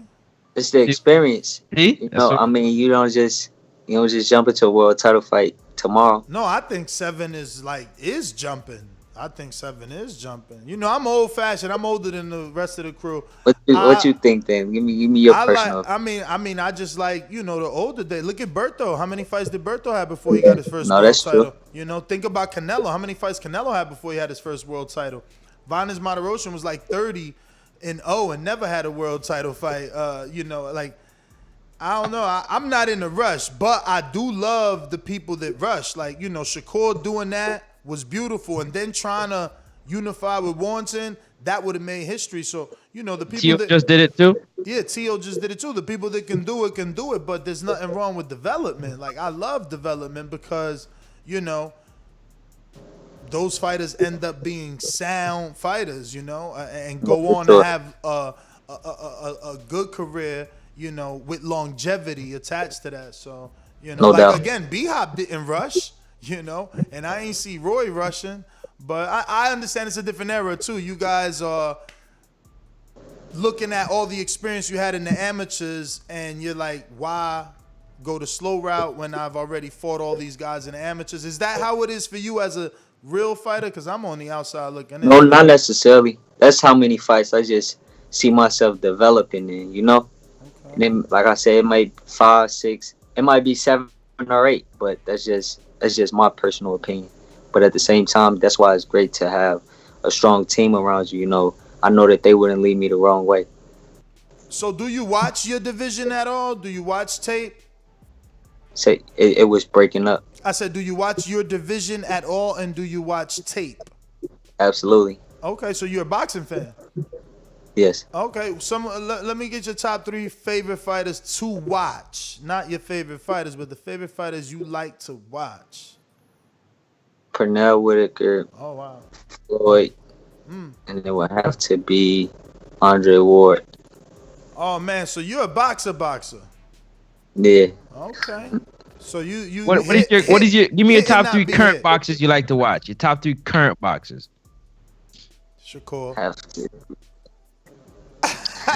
A lot of fighters say Shakur, Bud, and who else? I was Crawford. I was saying Crawford for sure. Crawford, I like Shakur, and it will have to be who else? Canelo. Thank you. Canelo. Thank you. Yo, I can't believe you're not the first one. So many fighters love watching Shakur, man. I can't wait till he let me see him spar somebody, because man, everybody talks about how nice he is in the gym. So what do you think about the Earl and Crawford fight, Darren? Don't pick a side, man. Don't pick a side. The winner wins. Yeah, well, no. What do you think? The winner wins. The fans not about win. who wins, but like, you know, what kind of fight do you see it? Do you see it as a competitive fight? Of course. All right. Competitive fight, but I'm not sure who wins. The fans win. So it's a tough fight. Okay. Right. For sure. Yeah, man. Those are tough ones, man. You probably know both of them, right? Yes. There you go. You know. It talks about Crawford and Manny Pacquiao as well. You know, Manny was able to take on Keith Thurman, and you know he took Keith Thurman down. How do you see that fight going? And do you stick behind Crawford on that one? Oh, no doubt, Crawford all the way. Do you think he gets the win like a spectacular win, not just out by like? Can he be a guy that stops? Because he's been on like on a 9-fight knockout streak. So like, you know, I would like him to knock out Pacquiao, you know what I mean? Yeah. Retire him, not keep, you know, if you just skate by, then it's like he fights someone else because he's Pacquiao, but like make him quit. The way Dillian White just fought Povetkin like, you know what, this is my last fight, I'm done. So I don't know, how would you like Crawford to get that win? I definitely want him to, you know, do it in spectacular fashion, and I want the world to just give him his just due, you know? Because he the type of guy that went overseas, that came back, you know, fought fight after fight, you know, and knocking these guys out in spectacular fashion, you know. So I just want him to get his just due. Let me get Jamal Charlo Benavidez, David Benavidez. Who you got in that one? Cause I like the Charlo brothers, so you know I'm always be kind of biased a little bit. I want them to win as well. So Andrade Charlos, because Andrade just did an interview with Brian Custer. He said the 54 could come up and get a title shot, and he'll make it worth his while. And he said the 60 could get it too. Yeah, I had the opportunity to train with him at Snack. You know, he was a cool guy, very competitive. But like I said, I just love the Charlo, so you know, I'm always rock with them. What you mean by very competitive? Like what? When you was running, he wanted to run faster. Yeah, we was running. Okay. He thought he was faster than me. I had to show him up a few times. That's what's up. Well, Darren, man, those are all my questions. Actually, we got another one from the people. It's I'm about to say his full name. It's Keeman Crespo, Keeman, Florida. Keeman, Florida. And he says, "What's up? Thanks for your time. I seen you with T.I. recently. Was he training?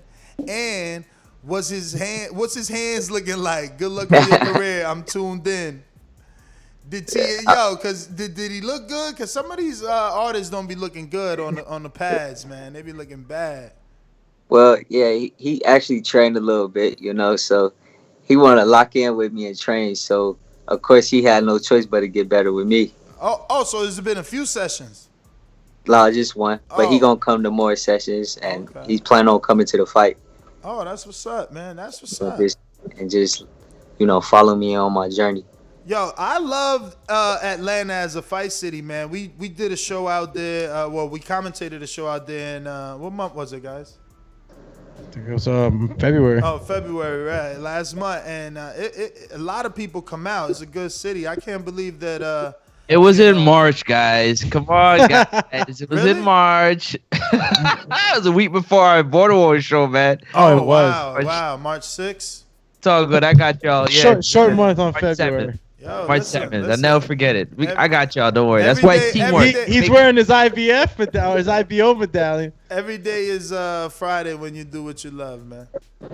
For sure. But yeah, man, yeah. But yeah, I look forward to kind of making Atlanta like my second home, you know, because it's not too far from my city, and they don't really have a big boxer out here, really. Like, so you know, I look forward to taking over, and as you can see, like my fight already sold out. Yeah, no, Atlanta's a fight city, man. Atlanta's a fight city. So you're the main event on this card? Yes. Oh wow, nice. Congrats. Okay. Yeah, congrats, man. Thank you. I mean, look, bringing Crawford and T.I. out, you a heavy hitter, man. I see you. I'm blessed. Yeah, man. Congrats. Well, listen, man, I want to thank you, obviously, for coming on the show. If you can, give out your social media. And, we would love to get you back on after you get the win to do the victory lap.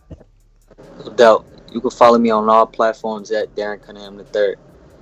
All right, Darren. Well, thank you once again, brother. We appreciate your time. Thank you. I appreciate you all for having me. All right. There you have it, ladies and gentlemen. DHP promoted Darren Cunningham. Damn. Yo, he brought out T.I. and Bud Crawford. That's pretty huge. I thought Bud was gonna be in like Dubai. Like I would have went to Dubai. I ain't gonna front. Like I'm sure Hearn could have put me on the rider, right? Like, yo, tell MTK Bud is coming with me, and it's like free flight, free hotel, free ticket, be with Hearn. You know, because they showed him doing pad work with Hearn on ESPN. You ain't see that? Yep. Yeah, yo. So it's like, oh, shit, I thought he was with Hearn. And then now it's like, boom, he's in Atlanta. Unless he was in Atlanta and he flying out to Hearn. I mean, yo, that's that rich life. You know, you could do that.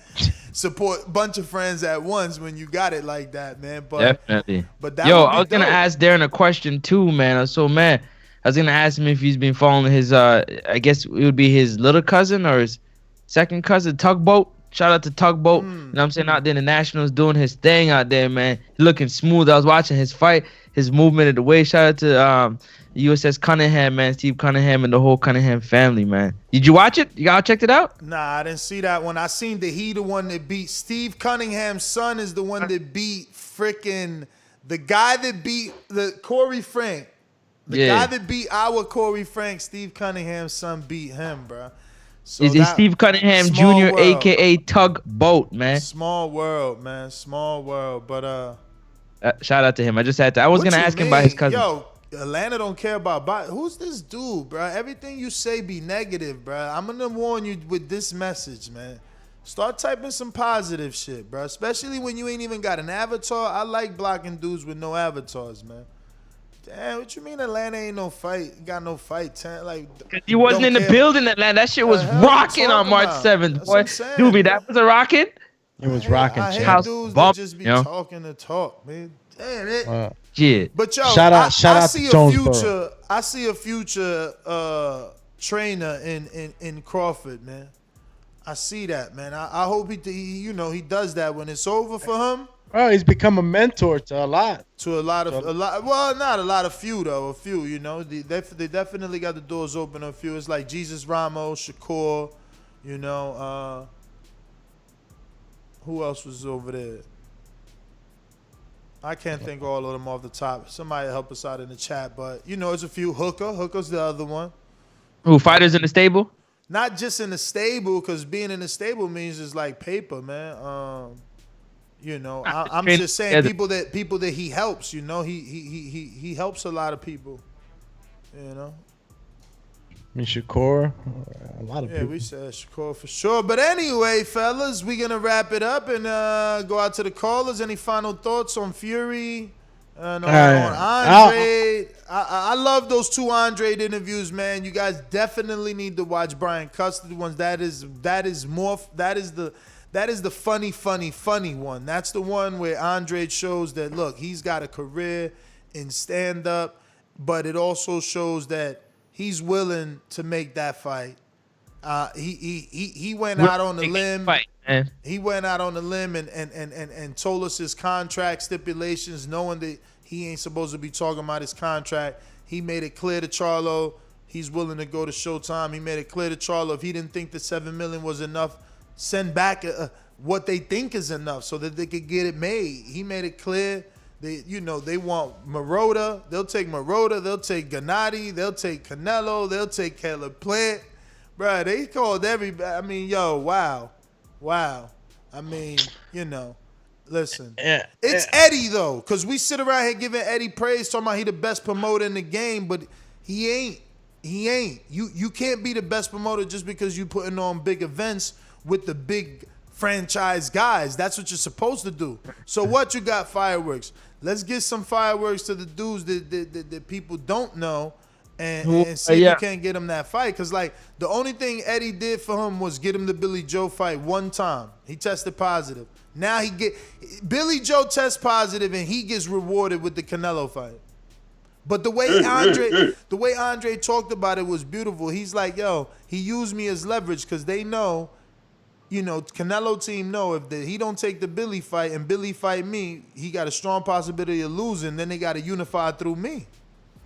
So it was a fantastic interview, man. Y'all should check it out. Yeah, he's a smart dude, man. Demetrius is a smart guy. Go ahead, Alex. Nah, shit. I'll give the rundown on the topics, bro. Tyson Fury, conspiracy champ.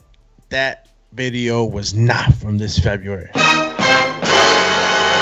But that's my opinion, right? I don't know. I can't say for sure I saw that video before, like you, Francis, but I think I probably did.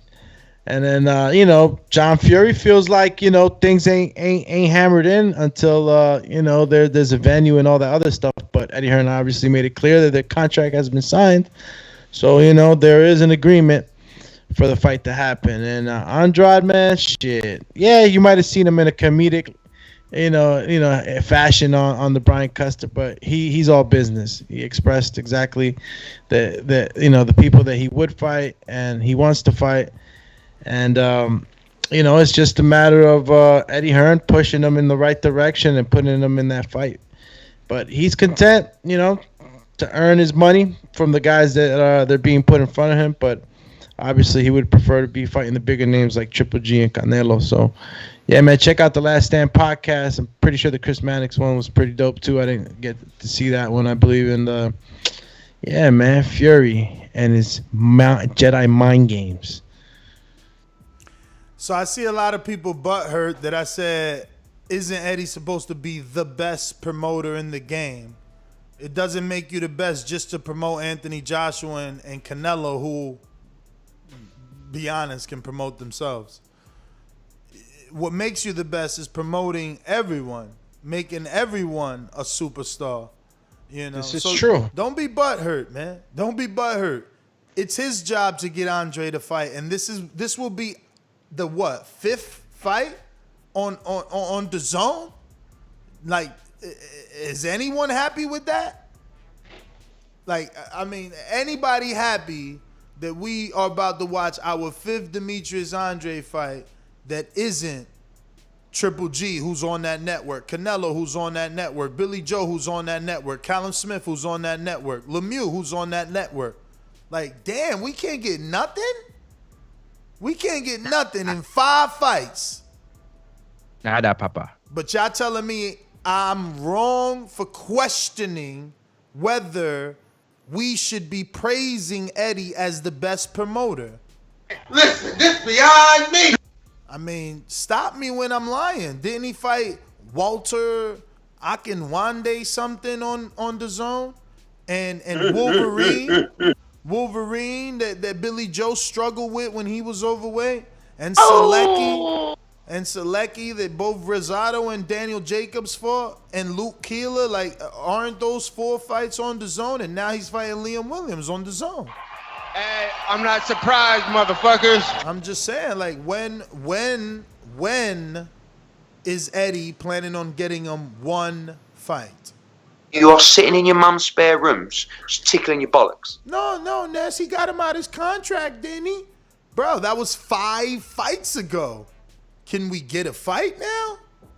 Oh, he sent $7 million to Charlo. Like Andre said, maybe Eddie need to send more. It's a big fight. Andre said it. Maybe Eddie needs to send more. It's a big fight. It's a unification. Is Eddie doing enough? Like, it ain't all on Andre. He could only fight. Nope. The promoter got to help make that shit happen. Like, how much are they offering Gennady to fight Andre that he don't want to take it? He'd rather go fight Ryota Marotta? Andre believes on the Chris Manix show, he said he ain't going to get paid more to fight Marotta than he'll get paid to fight me. And he said, yo, both fights is a payday, but he going to get more to fight me. So I don't know what Andre knows that we don't know, but he definitely knows that he going to be worth more in a Gennady fight than Ryota worth. I don't know. I know everybody thought Ryota was a superstar in Japan and they was going to bring in that Japan money. I don't know. Maybe Andrade ain't factoring that. But Andrade said a lot, man. These 2 interviews, Chris Manix, you know, with Andrade and Brian with Andrade, man, this is good. Oh, I'm capping. Ness, you're capping. Eddie giving better fights than Bob and PBC, etc. Nobody talking about that. We talking about him promoting Andrade. That's it. Him promoting Andrade. Him promoting Ammo Williams. Him promoting Raymond Savage Ford. You know, him promoting, you know, I don't know, someone other than Ted Cheeseman.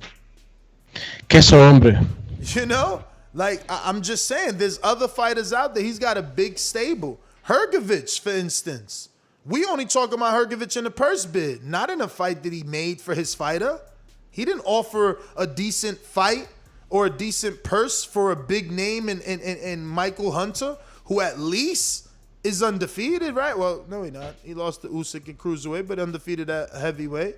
You know, it would be a name for Hrgovic to continue his title challenge, you know, his route to a title.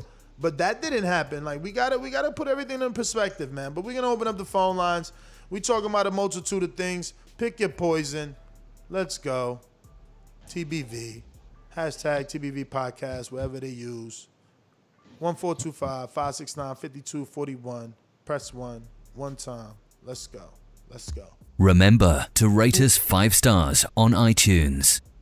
Subscribe to youtube.com/theboxingvoice for the latest and greatest interviews with your favorite fighters. All right. New Orleans. Mac Attack, are you available for boxing conversation? Mac Attack. So you hating? I'm that guy. What you want to bet on? Bet 100,000 on that. Let's bet $1 million. You getting that money, right? Easy. Let's bet $1 million easy. And I for the bread. When I him, y'all gonna say he was too weak on my life. Okay, bow down, bitches. I'm about to handle business. I'ma teach you all a lesson. This'll only take a minute. Got a part and all this passion in my blood. Niggas hating just because. Think about it. Everybody love Bud. J-Mac, where you at? Where you at? All these niggas hating on me. Shit is whack. Shit is whack. So official with it. Don't check the stats. Hey, I'm out here trying to get it. Next, I only got a minute. Get ready for the Mac Attack.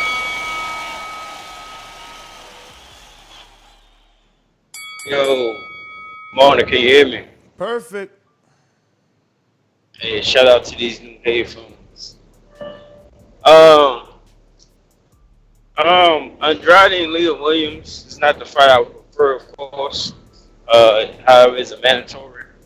However, it's another payday. At least you get one of those. Andrade has been dealt a bad stick of hands. Deck of cards when it come down to what his promoter, whether we think he's good or not, try to make.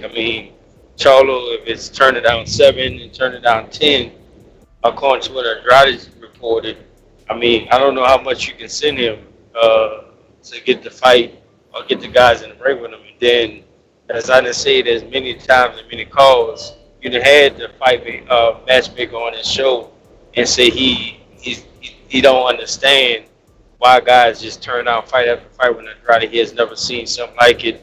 His promoter is pretty much saying the same thing. So maybe it ain't the promoter. Maybe it's just the fact that Andrade, nobody wants to get in the ring with him. Cut it.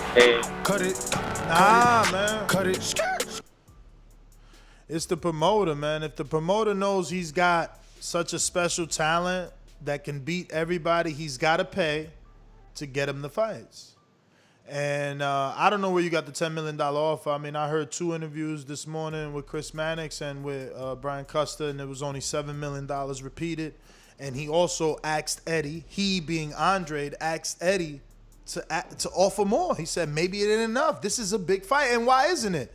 Some of you guys are saying that Bud and Earl, right? That's the same person. No, Bud and Earl should receive $15 million each. That's Eddie said that. Eddie said, yo, let's say the pot is $30 million, So We said here yesterday, somebody was like, oh, Bud deserves 15. You know, someone said this, that, and the third. So all I'm saying, if Bud and Earl deserve that, and they got 3 belts, these guys got 2 belts.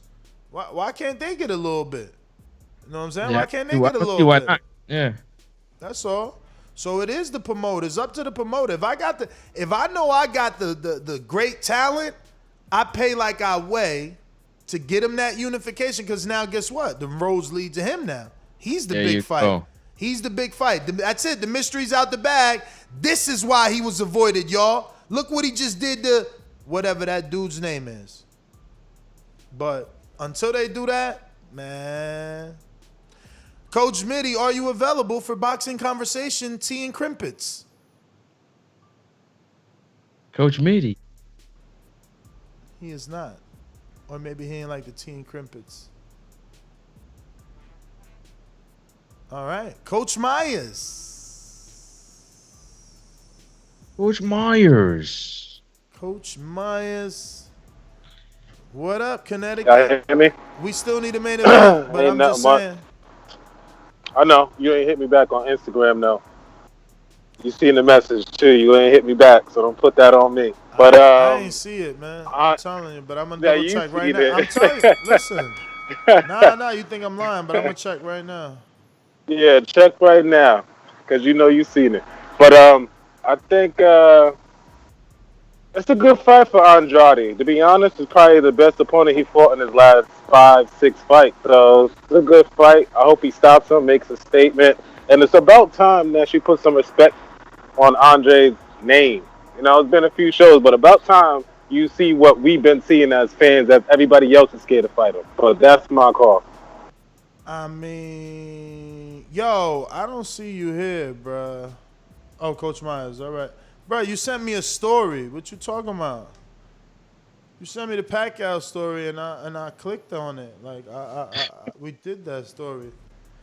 But, whatever. What's up? Candy Now, with a I'm super going to hit chat. you up. What's up? What's up? You ready? Now what? Are you ready? Caddy Slim with a super chat 501 that says Loma is a bigger name and only got 3.5. Charlo ducking. But I mean, we all know Top Rank don't pay well, man. Look, they gave Tio 1.5. You know what I'm saying? But I hear what you're saying, Candy Slim. You make a good debate. You make a good debate. You know, and that's what it is. Yo, Andre said that when Brian said, "What's it gonna take for the people to get behind me?" And now, I mean, we waking up. We smelling the coffee, right? We starting to see, man. We starting to see. Ronald Finkley with the super chat, super sticker. Thumbs up. TBV Vietnam in the building. What it do? Showkiss says, so Charlo, Triple G, Andre, David, all gonna wait. Oh, no, we said that. Did we do my Matt Bent from Kansas who said Tyson using filters on his photos? Thinking emoji. Yo, listen. Oh my God, I'm going somewhere else with it. I'm gonna get to these callers first before I change the topic. Yeah, what's the next one? James Benitez? Danny Ramirez says, April 17th, I'm going to be watching Paul versus Askresser. Looking emojis. No, cool emoji, fire. What's that dude's in the MMA name? Askren. Okay. James Benitez says, Cool Boy Steph or Gary Russell Jr., who do you believe will be tougher in the future? Because with your pedigree, you will compete for many titles. Sorry, brother. You know, that ain't how you get those questions answered. You got to ask a question on Patreon. Sorry, brother. We can't even ask him that. He's gone. I mean, I ain't want him to answer those type of questions. He's on developmental road. My man got 6 rounders, man. Ain't no rush. And you read Candy Slim. It's time to go to Seattle. Are you available for boxing conversation? Yes. Mr. PBC, baby. BoxingWords.com. I'm the flyest. Canelo talking about he believes he can win. Go to my kitchen. Get the sharpest knife and cut the bullshit out. I don't care what you do good. I do every fucking thing great. Mr. PBC, baby. Buenos dias, senor. So he disappeared? Oh, man. All right. We're going to go to... Oh, my bad. I thought I hit the button. What's up, brother? I just got that new iPhone 12, man. It's just too slick. Congratulations, moves so faster. Shout out to PBC, man. I like to see this fight with Demetrius Andrade to gauge where he's at. Let me get this clear. You talk all that shit about Bud re-signing the Top Brand, but you re-signed the T-Mobile for that free phone. Got him. Yo. There's a difference. T-Mobile don't talk shit about me. So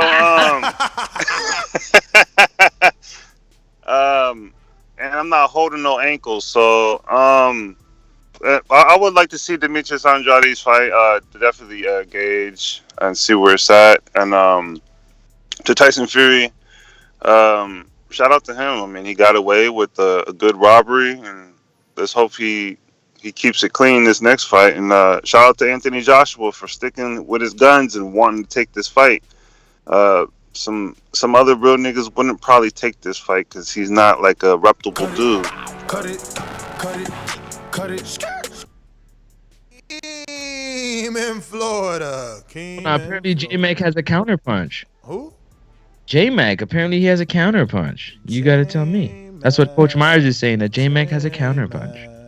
J-Mac, come on, the counterpunch, man. Counterpunch. J-Mac. Yo, can you hear me? Yep.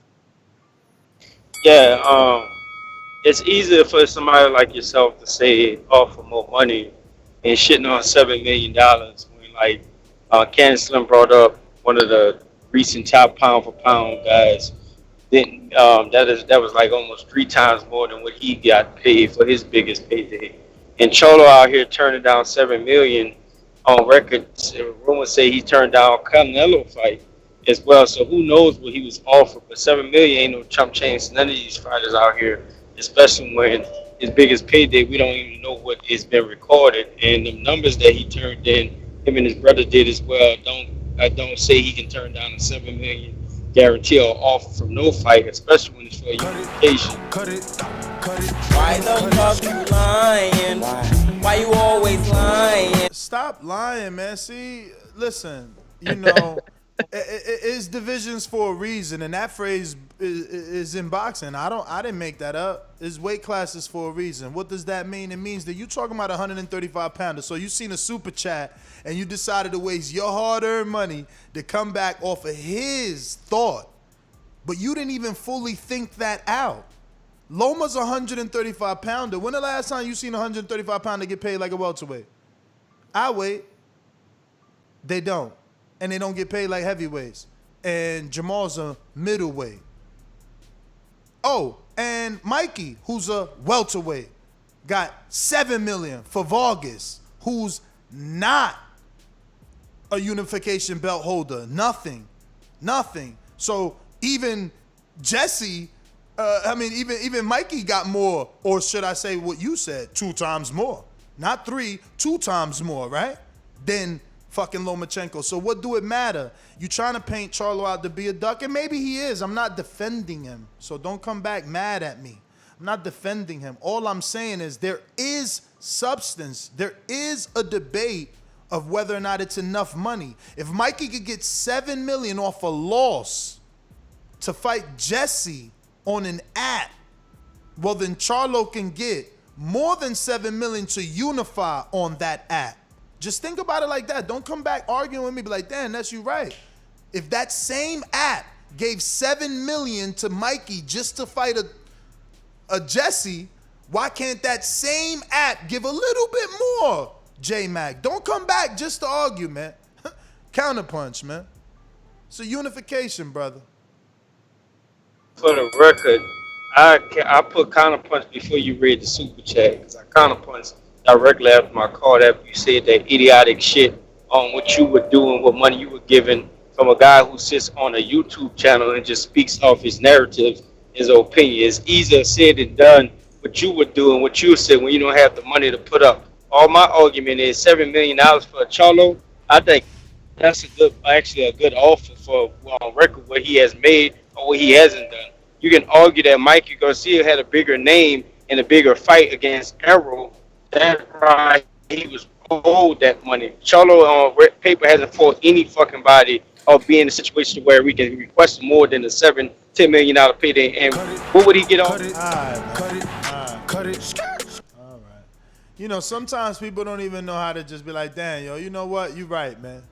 You know what? You're right. They gave Jesse Vargas $1.8 million to fight Thomas Delorme. I guess they can give Jamal Charlo to unify on their network that needs eyeballs and subscribers, especially American eyeballs and subscribers. I guess they can. Since they giving Delorme and Jesse 1.8, I guess they can give him more than 7. Fuck it. Nah, he ain't never had that. Why you asking for that? He ain't never had that. I mean, last interview Brian Custer did with Jamal said 7. Man, we touching that. Last time. Now look, think about it. When Jacob seen him in Barclays Center, he said, you ain't touching no M's. Charlo ain't front. He ain't front. He was like, why you want to talk about money? I want to fight, right? He ain't front. Now, when you talking M's, man, we touching that. So, I mean, you choose to believe whatever you want to believe. But look, you tell me, Francis, why is it hard to believe that why is it hard to believe that Mikey with no belt off of ass beaten, right? Could get $7 million, but Charlo with a belt, crossing off his network that he's contracted to, going to an app to unify with their champion. Why that's not possible? After they said he would never go on no app. You got to come with that big deal, man. You got to come with more than 7. Crazy, 7? Crazy. If Mikey, 135-pound, 140-pounder, Mikey getting 7? Crazy, man. And it's a unification bout? Come on, man. Listen. What about Charlo? Hold on. What did Keith say? Put some respect in the check, man. What about Charlo, though? What about Charlo who's sitting there like, yo, hold on. Y'all just gave Kovalev $14 million? 14? The same network gave Kovalev $14 million. You gave that man $14 million. You knew what was going to happen. And you telling me to go over there and fight the dude everybody's saying is avoided, and you only want to give me 7. But you gave that old man $14 million, right? That's what y'all call him, an old man. Y'all said that win wasn't worth shit. Well, it was worth $14 million of the zone. Because they just don't understand the magnitude of the event, of what it brings with them together, man. I just don't understand. Kovalev, who was yes, unified champion at 175, but was past his prime. Had a belt. Yeah, man. Of course. Oh, hell yeah. But before Ward took him, right? Yeah, man. Yeah, he was a kingpin in the division for a minute. When he fought Canelo, he had lost the title and won it back, even though he was past his prime. Like, come on, you got $14 million. $14 million. We're talking about a young Jamal Charlo in his prime fighting Demetrius Andrade in his prime. Come on, that's $7 million's good enough. You guys are tripping. Yeah, man. Yo, what date was the pandemic started? You're right. He was old and washed, and he still got 14. Isn't that crazy? Yeah, think about it. You call him old and washed, and he still got 14. Meanwhile, Charlo in his prime with a belt. Supposed to take half of that. Let me go to these calls, man. Look like we got ourselves a new caller out of Baltimore. Stand up. Who's this? Hey, what's up, fellas? What's Can up? you hear me? Hey, we hear you, champ. What's your name? My name is T. I'm from the DMV. T in the DMV. Talk to me. Yeah, man. I'm trying to figure out what's up with this border wars. You know, I've been listening to y'all for a minute, and I'm trying to see what's good with that. You know, I got some poundage on me. I'm trying to get it off. So I'm short, and I'm like 2 bills. I'm like 5'7", 2 bills, but I'm trying to get this weight off. So I need something to motivate me to get this weight goodness. Off. There you go. Yo, listen, God is good, bro. Yesterday, let me go to my Cash App. Yesterday, Gentleman by the name, which I need Jason to hit me up. Oh, actually, I think this is an Adrian boy. He's from Wisconsin, so you really been blessed. This is a 30. How old are you? This guy's 37. Well, I'm 41, about to be 42. So. Okay, I mean, I got a little age on me. Yeah, he got he's up there with you though at 37 though. I was thinking you was a little bit younger than him. I thought, because I was about to say he was the old guy. So Jason is 37 years old. He's a novice and his weight is 190. So y'all could get it cracking at 190, which would be cruiserweight. Both of y'all novice. Okay, yeah. I mean, I'm novice. I'm hoping to drop even more than that if possible. Oh, really? Maybe get down to 180 if he's up to the. Yeah, I'm trying. This is my motivation. But let me ask you something. Get that weight off. But you think you can make 190? I mean 180, and that 180 would be in 74 days. That's all that's left, champ. I hear you. But I was like looking at like April, like fat camp or whatever, and then work on stuff from there, like. Do whatever I need to do. 73 days left. Excuse me. 73 days left. I mean, listen, I'll ask him. He's 190 now. Hopefully he could get down 10 pounds. So you saying you ready to lock it in at 180 with this novice? I know. I mean, obviously I'm gonna let you see tape, and we gonna need tape of you. Please, right now, send me on Instagram, on Facebook, send it to whoever you in communication with. You can send it to my email. Send me some shadow boxing, because that's the first thing you can send me right now in your office, in your room, And if you got pad work or you got bag work, I got some bag work. Yeah. Oh, you got bag work too. Are you on Patreon? Can you send me a message on Patreon so we can communicate off air? I mean, I'll lock that in. All right, send me a message, man. Let's lock this in, because we got somebody available for you right now. But these fighters are going fast. Look, Sean Duke thought he was going to fight that dude at 130, and Majid locked that in. That's out off we the got table. Another one, though, don't we? Nah, we don't got no more 130s. We got a 140, though. We need a one. We got a 140. Yeah, you we can need bring a him 140 novice, and we need a 47 pounder. And I mean, if him and the other guy get down a little bit lower to the dad cruiserweight, the 185 we used to have, 180, 185. Yeah, because that's where Jose and them was at. That was the dad cruiserweight division back in the day when Jose unified with Cruz. Isn't that what this is about, to lose weight and stuff? Oh, absolutely. This is what that is about, right? This is what it's doing. Absolutely, right, absolutely. Right. That's what I'm about.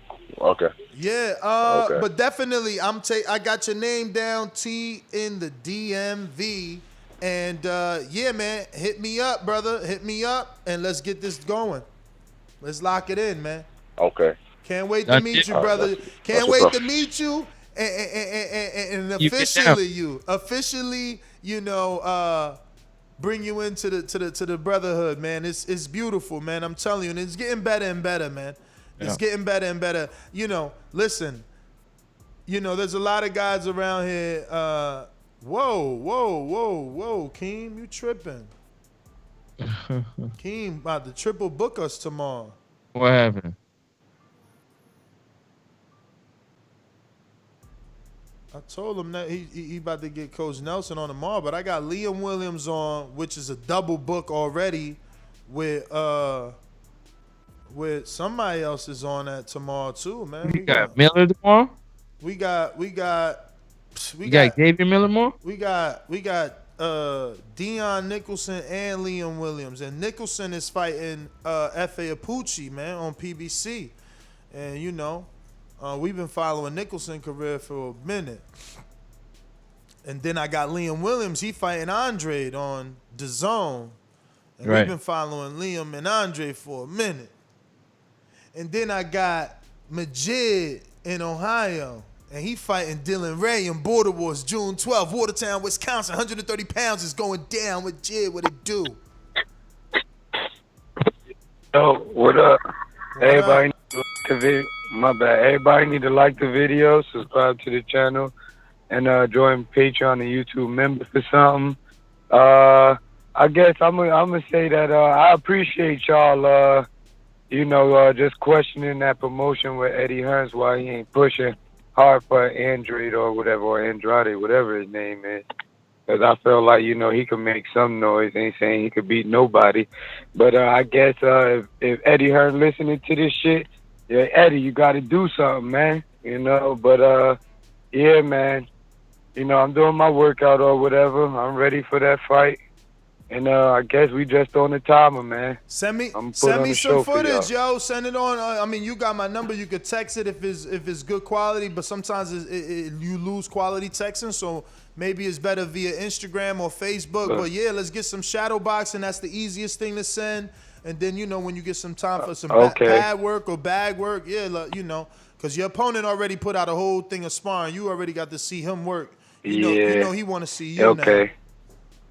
All right, yeah, and damn, I forgot what I was about to say, but yeah, man. Oh yeah, I got that. I'm cheap or whatever. You know this about me. So with that being said, I got the new iPhone also off that T-Mobile thing. I got me 2 of them. You know, so I'm gonna have me some good footage for y'all. Yo, that's what's up. If you scared to admit the truth, I got the iPhone. Yo, I ain't even going front. The reason I caught PBC is because I got it. I've been with AT&T since the first iPhone. That's like 2006, bro. So I dropped my last iPhone, and sometime before the pandemic, I took off my insurance. So when I called to get my insurance job, they like, nah, you ain't got insurance. So I'm like, yo, I've been a customer since 2006 when y'all was Singular. You know, when y'all swallowed Singular, I was there. Right. Do you want to give me a one-time, you know what I mean, iPhone screen fixing, or you gonna make me pay? They like, nah, there's nothing we can do. I'm like, you can give me a credit and then I can go pay, right? Like, I could go pay, but you could give me a one-time credit towards my bill of $350 versus me just paying $350 for this screen and swallowing it. Like, I've been with you for this many years. I'm on auto pay, motherfucker. You know your money good with me. They ain't want to do nothing. I left, man. I'm gone, man. I'm with T-Mobile now, and I got the free phone with them. I got that new 12 and shit, Pro Max out here, B. Big shit. Okay. Big shit. Know what I'm saying? With T-Mobile. I was trying to get my girl. I'm like, yo, they giving out free phones. You want it or not? Might as well switch. You'll make it. She like, nah, I'm good. I'm good. I'm like, all right, well, stay over there. Natural Wiz, what up? Hamilton.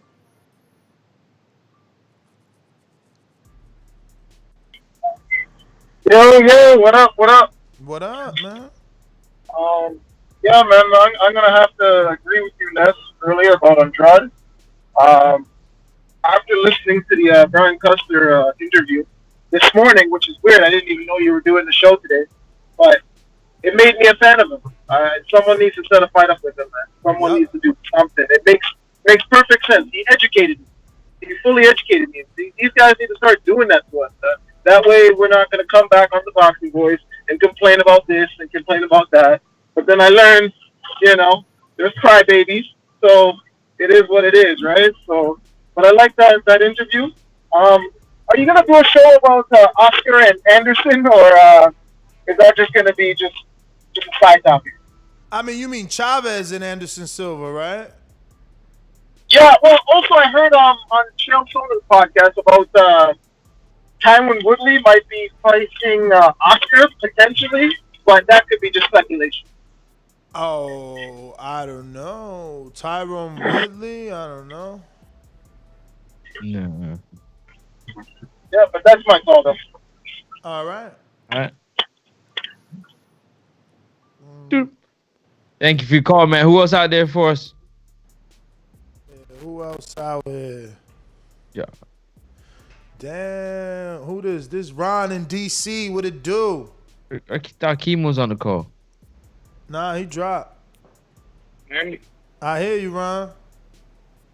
What's going on, family? Chilling. Man, I'm calling about the Boo Boo situation, man. I'm kind of one of them big Boo Boo fans, but I'm trying to figure out why wouldn't y'all think $7 million enough for both fighters? I mean, it's obviously not. Jamel turned it down. Plus, Mikey got $7 million to fight Vargas. So I know if I'm Jamel, I'm looking at it like, oh, Mikey ain't even had a belt. You asking me to come over there with a belt to another network when I got a contract. Like, man, step that offer up.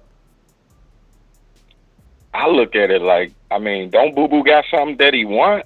I mean, it ain't like Boo Boo over there he ain't sitting over there with no belt, with nothing that Maul want. I mean, Maul want.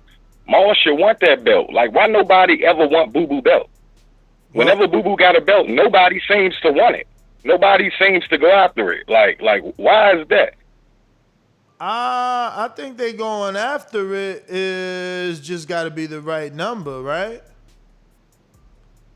Just like Earl and Bud, just like Pacquiao and Mayweather, you know, just like any big fight, got to be the right number. Yeah. I mean, I look at watching young Teofimo fight Lomachenko. That was a big, to me, that was a big fight at a smaller weight class. Like, different scenario though. Different scenario. You asking one dude with one belt to take a pay cut, which he didn't. He still got more, but yeah, he got significantly less than the champion.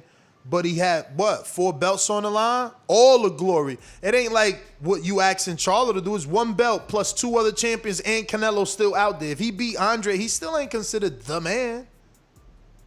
That's what Tio did. He beat one dude to be considered the man. Charlo beats Andrade or Andre beats Charlo, they still got to go fight Gennady and Canelo and Ryota Marotta. I mean, to be truthful, the winner of that fight, it wouldn't be no way Canelo could avoid him. No kind of way. Again, but they would still have to fight. They would still have to fight Canelo. It ain't like because they fought each other, all of a sudden you gonna be like, you know what? That dude number one now. Nah, you gonna be like, you know not what? Not number one, Ness, but definitely 1A. Bruh, you like, gonna say what you just said. Canelo gotta fight him. Canelo gotta fight him. He's still gonna have to show it against Canelo and Triple G if he's still out here, man. Come on, man. We gonna get to some other callers. Who we got in the 754? Who that is? 754. 754. Is this Ricky? What up, Ricky? What up, man? What up, man? What up? I'm calling about the boo-boo situation. My bad about the background. I'm on the road right now, but I'm calling about the boo-boo situation. Like, my thing with boo-boo always been the business part of it. Like, I don't know who taught him business, but he needs to go back to school. But like I always say, Eddie needs to be held accountable. So I agree with you on that. Eddie needs to be held accountable. What I disagree with is the $7 million because Mikey got that $7 million based off Pacquiao face. They was trying to get Mikey on the zone to entice Pacquiao to come fight on the zone because Pacquiao wanted to fight Mikey. So that's why Mikey got that $7 million. Mikey a businessman, he leveraged that to get $7 million from the zone for justice, which they never got the Pacquiao fight, which they might get because we don't know what's talking to him. But $7 million should be enough. If it's a fight against a guy that everybody gonna give you credit for in this time, if you fight this guy, even if you don't get the Canelo fight, and from that point forward, we can't ask no more of you. You done did what we asked you to do. You went and fought a 50-50 fight with a guy. So I'll say take the fight for $7 million. Earl got 8 for Danny, so why not take 7? It ain't like you out here looking bad. Take that $7 million, get that belt, unify, and handle your business. All about making your own lane. And I'm a Charlo fan, but he gotta start making his own lane. I say take that fight, take the business, fight some damn body, please. Fight somebody that we want to see you fight. I mean, I hear y'all, man. It's easy for y'all to say that because y'all not the ones in them positions, man. But, like, you know, they both equally work themselves there. Even Andre said it like, yo, why he still mad about the little brother situation, little Charlo situation when that was 100,000s. Now we talking about millions. So it's like, yo, like, why you hung up that I fucked up a fight where we was making nothing, where now we about to make ourselves rich? So, look, man, I mean, it ain't nobody's fault. I don't care what leverage. He already rich, Nas. That's Charlo gonna say he already rich. That's all right, but we gonna get richer, man. Do you want to get richer? Do you want to be richer, man? Who doesn't want to get richer? Do you want to have money for everybody in your family or just for right now? That's all. But look, it is what it is, man. It's on them. It's on them. Let me get to Adrian Rowan. What up, Adrian? We might have already matched your guy live on air, man. Adrian. Yo, who you match up? Jason, that's your guy, right? Yeah. That's a long time buddy. Oh, it's long time, buddy. Ready. So is he full-blown novice? Because my guy is a full-blown novice, man. He is a full-blown novice, like novice. But like, how's he look? Is he athletic? Is he drinking? Does he smoke? Because my guy is actually 43, man. He on some Pacquiao shit, trying to do his thing. He ain't trying to get whitewashed. To be honest with you, man, he used to have some health problems. So he had like a heart surgery like 5 years ago. What? Yo, So bruh, whoa. Yo, is he good? Is he gonna pass the physical? Yeah. Oh, nah, he's good. I already told him, man, he couldn't join unless, I told him he needed to talk to his doctors and stuff. He's a good friend of mine, man. When could you get us some footage, man? Because, yo, my 43-year-old, he trying to join the elite club, a 40 and older club. There's only a few of us out there, and I ain't trying to set him up with no young boy that's coming over here, just fresh out of a divorce or nothing. Nah, man. Hey, listen. This is that homie that was able to buy beer for us when we were in high school because he looked like he was 30 when he was 16. Bro, he looked like he looked older. Trust me. Well, get us some pictures, man. Start with some. Let me post something because my man is ready. He got his wallet open. He ready to lock it in, man. And I need him to lock it in. How tall is your dude? How tall is he? Well, Jason, he right here. T in the DMV. How tall? I thought he said 5'7", right, T? Oh, my bad, T. 5'7"? Yeah, that's me. 5'7". Right. Well, I'm gonna let you know right now. Jason probably about 6'2", 6'3". What? Yeah. Dang. Oh man, that's out. Yo, I'm sorry. We gonna work something out for you though, T. Don't worry about it. We got somebody. So damn, man. Yo, so is he good enough to fight Sean Mission Impossible at 190? Fuck no. Sean would kill. Sean would kill him. I wouldn't set him up like that. What about Chach? Could we give Chach the dad a comeback fight, the one that Sean beat? Possibly Chach. Like I said, man, dude is a novice. All right, like he's novice. Put it this way: 5 years ago, he was at the gym and he came through one day, and listen, a middle schooler put the fucking hands on him like bad, like real bad. Yo, get me the footage, man. I think my man in the DMV, man. We tank from the DMV. Tevin. He right there around Philly. You know what I'm saying? We got Lorenzo Truck Simpson. Cassius Chaney used to be in the DMV. I think my man might take the challenge, man. At 5'7", if he play his little Tyson lateral movement, get his Canelo on. Anybody seen Andy? Y'all seen Andy on his Canelo getting under the aqua bag? Oh, y'all playing games. Yo, I'm ready for Andy's comeback. Andy looks fit. Like he moving ladder. Yo, his movement is beautiful, man. Bruh. Like, yo, shout out to Andy Ruiz Jr., man, doing his thing. I'm ready for his comeback, bro. And Andy ain't afraid of nobody 6 feet, man. You know what I'm saying? He 6'2". He does that. I'm gonna show y'all this. This was a show for me because I'm so excited on Andy's comeback. But I'm gonna let y'all get this on this episode. Look at Andy. He looking like Canelo. Look at my man moving. Them legs look banana. He got me wanting to squat now, man. This dude got me wanting to work on my legs, man. Look at him getting under that bag like that, man. Nah, it ain't over. We still working. What? Where you at? What's up, Francis? Get in here. Oh, this Andy. Yo, you know what quotes I read from the press conference? He said, yo, I'm doing shit I never done before. I'm throwing punches I couldn't throw because I had titties before. He said the word titties, not me. Yep. He said, yo, I'm moving better than ever because my fucking gut ain't in the way no more. Yo, I cannot wait. And let that be inspiration to you, T. It don't mean because this dude who's 37 with a heart condition, know what I'm saying? Just because he's 6'2", that fight could still be for you. Because size, that shit ain't nothing but a number. Yes, it don't matter. When I say this dude's a novice, he's a novice, bro. And by novice, I mean he don't even know how to fight tall. You know what I'm saying? Like I get dude at 5'7". We need tape, man. We need tape, man, because my man 43 and he ain't going out like that.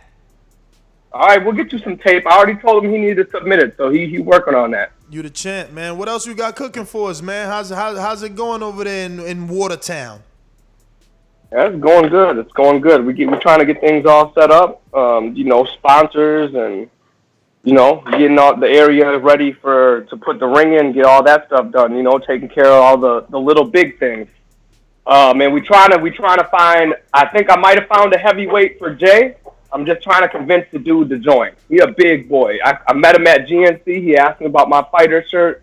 He said he was interested, so I'm gonna go back to GNC and talk to him. But he looked like he probably Jay's size, but not fat. Like he looked like he go to the gym and lift weights. Okay. So I'm trying to get him. I'm trying to get him to join up. So he seems interested. I told him to come through to the gym. He was very interested. So I'm trying to get him for Smoke 'em Out Jay right now. That's one of the process. Let's do it, man. Cause Smoke 'em Out Jay got Rel and Sean. They missing in action, man. They ain't showing up to the plate. Crazy. I got you. Like I said, just text me later where we're at currently, so I can start to specifically look for certain weight classes and weights and stuff, and start combing through gyms so we can have the best Border Wars ever. Best one ever. That's what I'm trying to tell Keem, man. I can't believe Keem sent this one out, man. He crazy, man. He talking about, nah, it's because I want to fight Adrian when I come back. I'm like, bro, Adrian is an event coordinator right now. He busy, man. That's all right. Keem can get that smoke. Keem can get that smoke the next one. I'm not like that. Nah, that's me teasing. Keem never said that, man. He out here trying to get a Francis fight, man. He out there calling me a cherry and fruit and all that. Yeah, he be on the back call talking this shit. They ain't called you a cherry? Yeah. Keem be alright.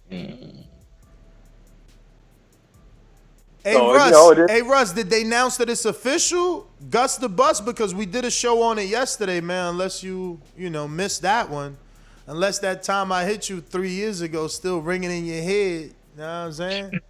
Oh, God. Yo, Adrian, man, let me get some other callers, man. Who we got out here looking like?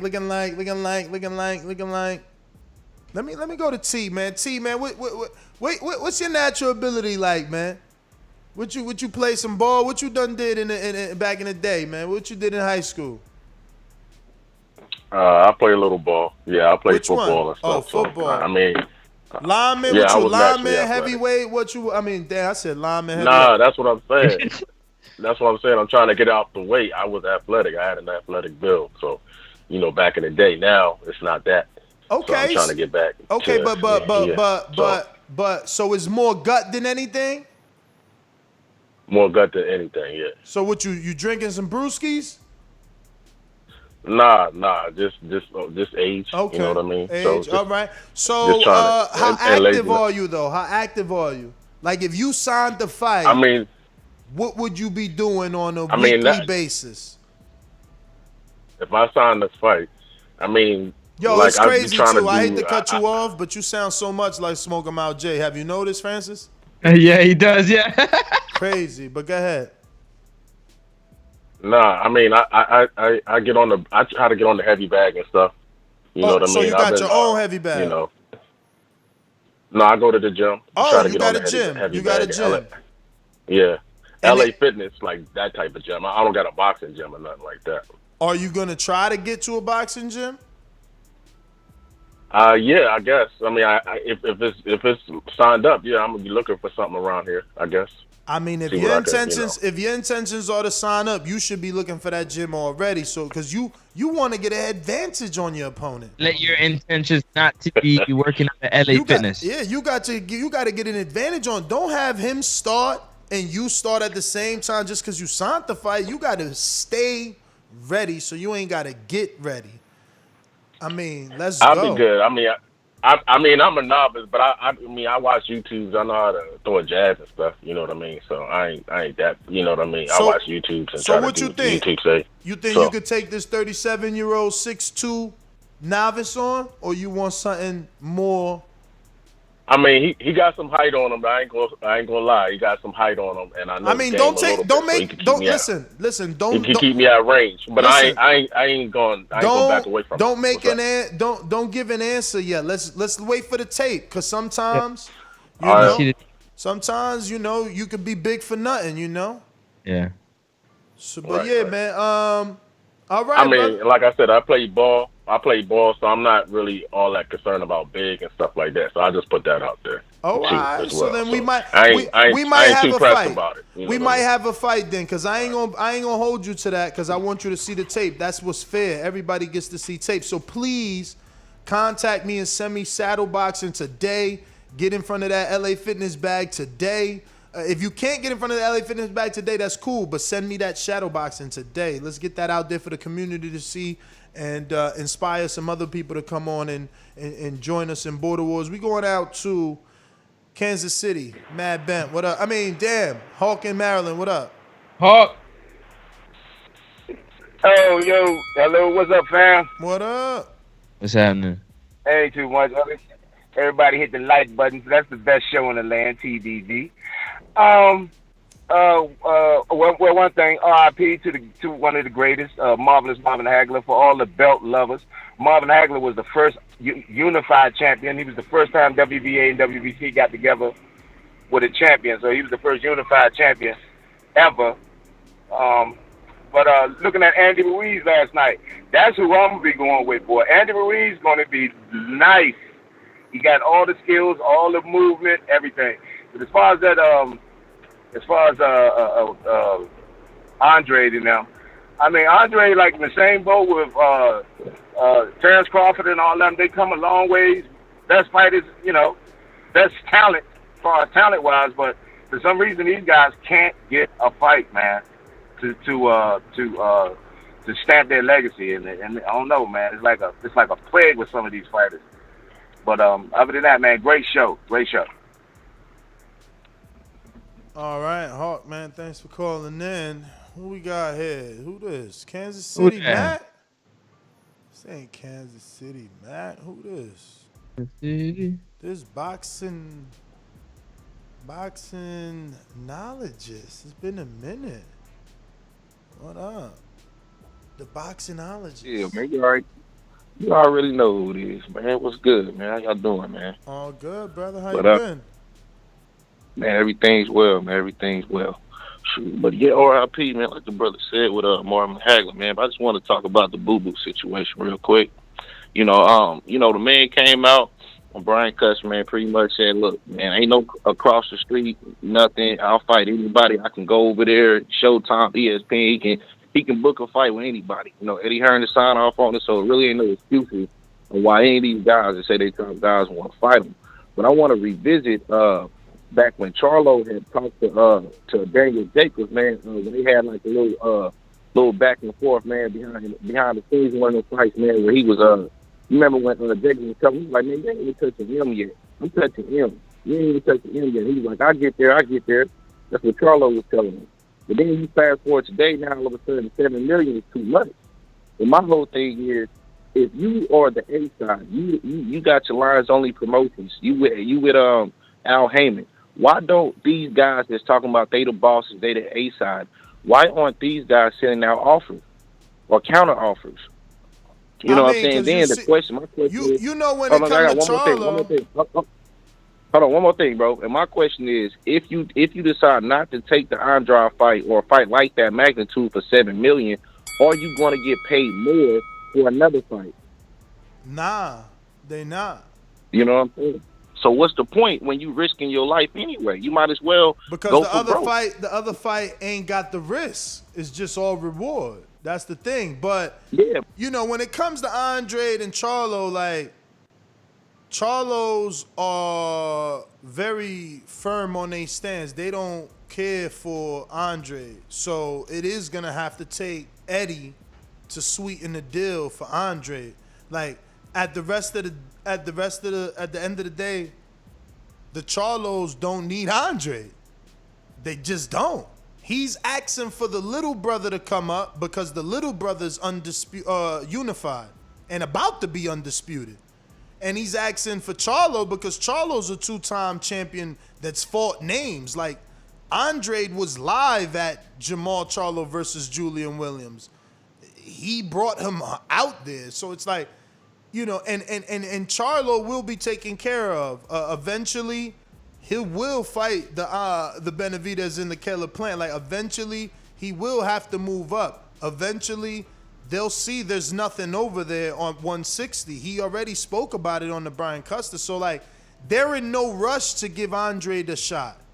So, in order to get a shot, because it's so hard for y'all to get that, but I don't understand why when it's like we repeat the shit every day. You want a shot at me, you got to pay for it.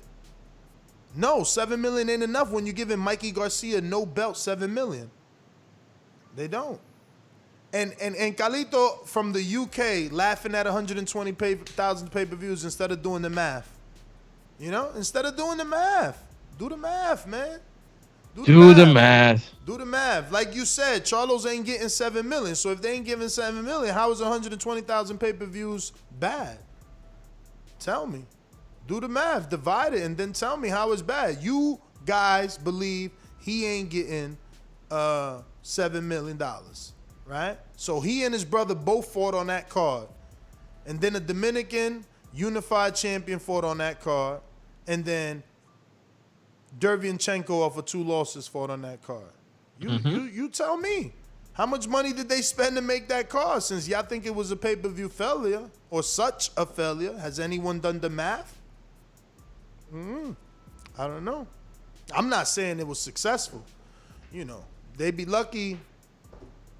They probably broke even, you know what I'm saying? Something like that, or came close to breaking even, you know? Who knows what the level set at? And that's the part of business that's hard to judge, man. And again, we don't even know, you know, the sponsorships involved, you know? Because the pay-per-views alone give you a good couple $1 million to cover some of them purses. But it looks like we got somebody else on the line. That's a new caller. It's beyond me. Yeah, new caller in what looks like California. Who's this?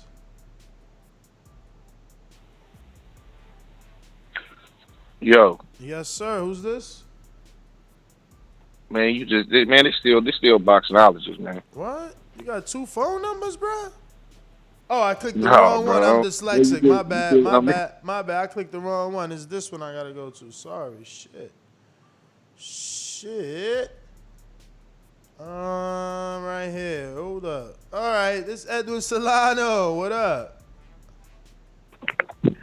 Oh, Edwin. What up? What's good? Can you hear me? Mm-hmm. Can you hear me? Mm-hmm. Yeah, you good? Yeah, man. I can't believe people are arguing about Charlo's money, man. That's crazy. Don't you want your dude to get paid more? That's kind of crazy to me.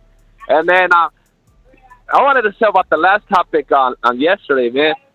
I don't think Francis knows how big Manny Pacquiao is. Man, that fight is a mega fight, and that other one is just a big fight. It's like whatever. So yeah, he becomes 50-50 if he knocks him out, and he better call him out before or the walls are closing on him. That's my call. All right. Yeah, that's cool for you to believe. That's what that's what opinions are there for, you know. Yeah, and I love it. Don't you? But Carlito, you guys say he don't get paid 7. Now to make his numbers be unsuccessful, he gets paid 7. You say he was capping when he said he got paid 7. Right? Ain't that the thing? When he turned down the 7, they said he ducking because he don't make 7. So now, if you do the math on the pay-per-views with what money they made, according to the haters' logic, well, then they broke even. They was able to pay everybody with $5 million. You know? How hard is it to pay Derevyanchenko off of 2 losses? Like, I'm sure he wasn't making $5 million off of 2 losses. And I'm sure Jason Rosario didn't make $5 million. I'm just, the hatred is real, though. Let those men make some money, okay? The fight is definitely worth a little more than 7, man. It's definitely when we got so many to gauge it from. All right, here's another fight. Wasn't even for 2 belts, and they got $8 million apiece, so $10 million, $11 million. How much did Earl get for Mikey? And how much did Mikey get for Earl? You know? Exactly. So, you know. But, whatevers. Coach Myers, Boomerang.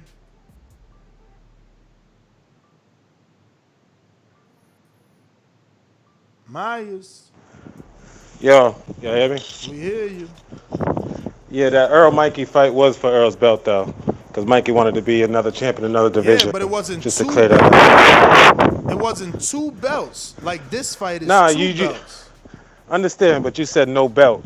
But there was a belt on the line. I'm pretty sure I ain't But, saying no belt. It wasn't for 2 belts. All right, but anyways, Charlotte doesn't deserve no $7 million. Oh, God. Hate is real. Like, come on, bro. Come on, Ness. What? $7 So million? So Mikey deserves it off of ass kicking. Mikey's a bigger name and he brings a bigger crowd, bro. Yeah, man. Like, Whatever stop you acting say, like same bro. shit you say with Canelo, bro. Whatever Like, come you on. say, bro. He never got close. Well, show me anything that says he got paid at least $1 million on paper. Hey. And then we'll start there. Well, no. Let's stay there. Well, then that means his pay-per-view was successful. Then, if he only gets paid $1 million, the $5 million that they made from their pay-per-view, that was a success. Not when you split half of it with the network, and you got to split half. We already split. All right, and then you split more because it's both brothers, right? So I'm assuming they splitting that in half. Yeah, but you so saying split that in half. Yeah, you so said that's they don't make. 2.5. You said they don't make $1 million. So what you mean? They still got enough money, right? They still got it. You told me to go find somewhere that say they make $1 million on paper. That mean they got enough money. They could be generous and give $1 million to every fight on the fucking card. No, come on, Ness. No. No? $1 million don't invert to no $7 million. Because you made your biggest payday was just 4 fighters. It's 4 fighters, and according to your logic, it's $1 million. What are you talking about? You making the math hard. It's 4 fighters. 2 main event, co-main event.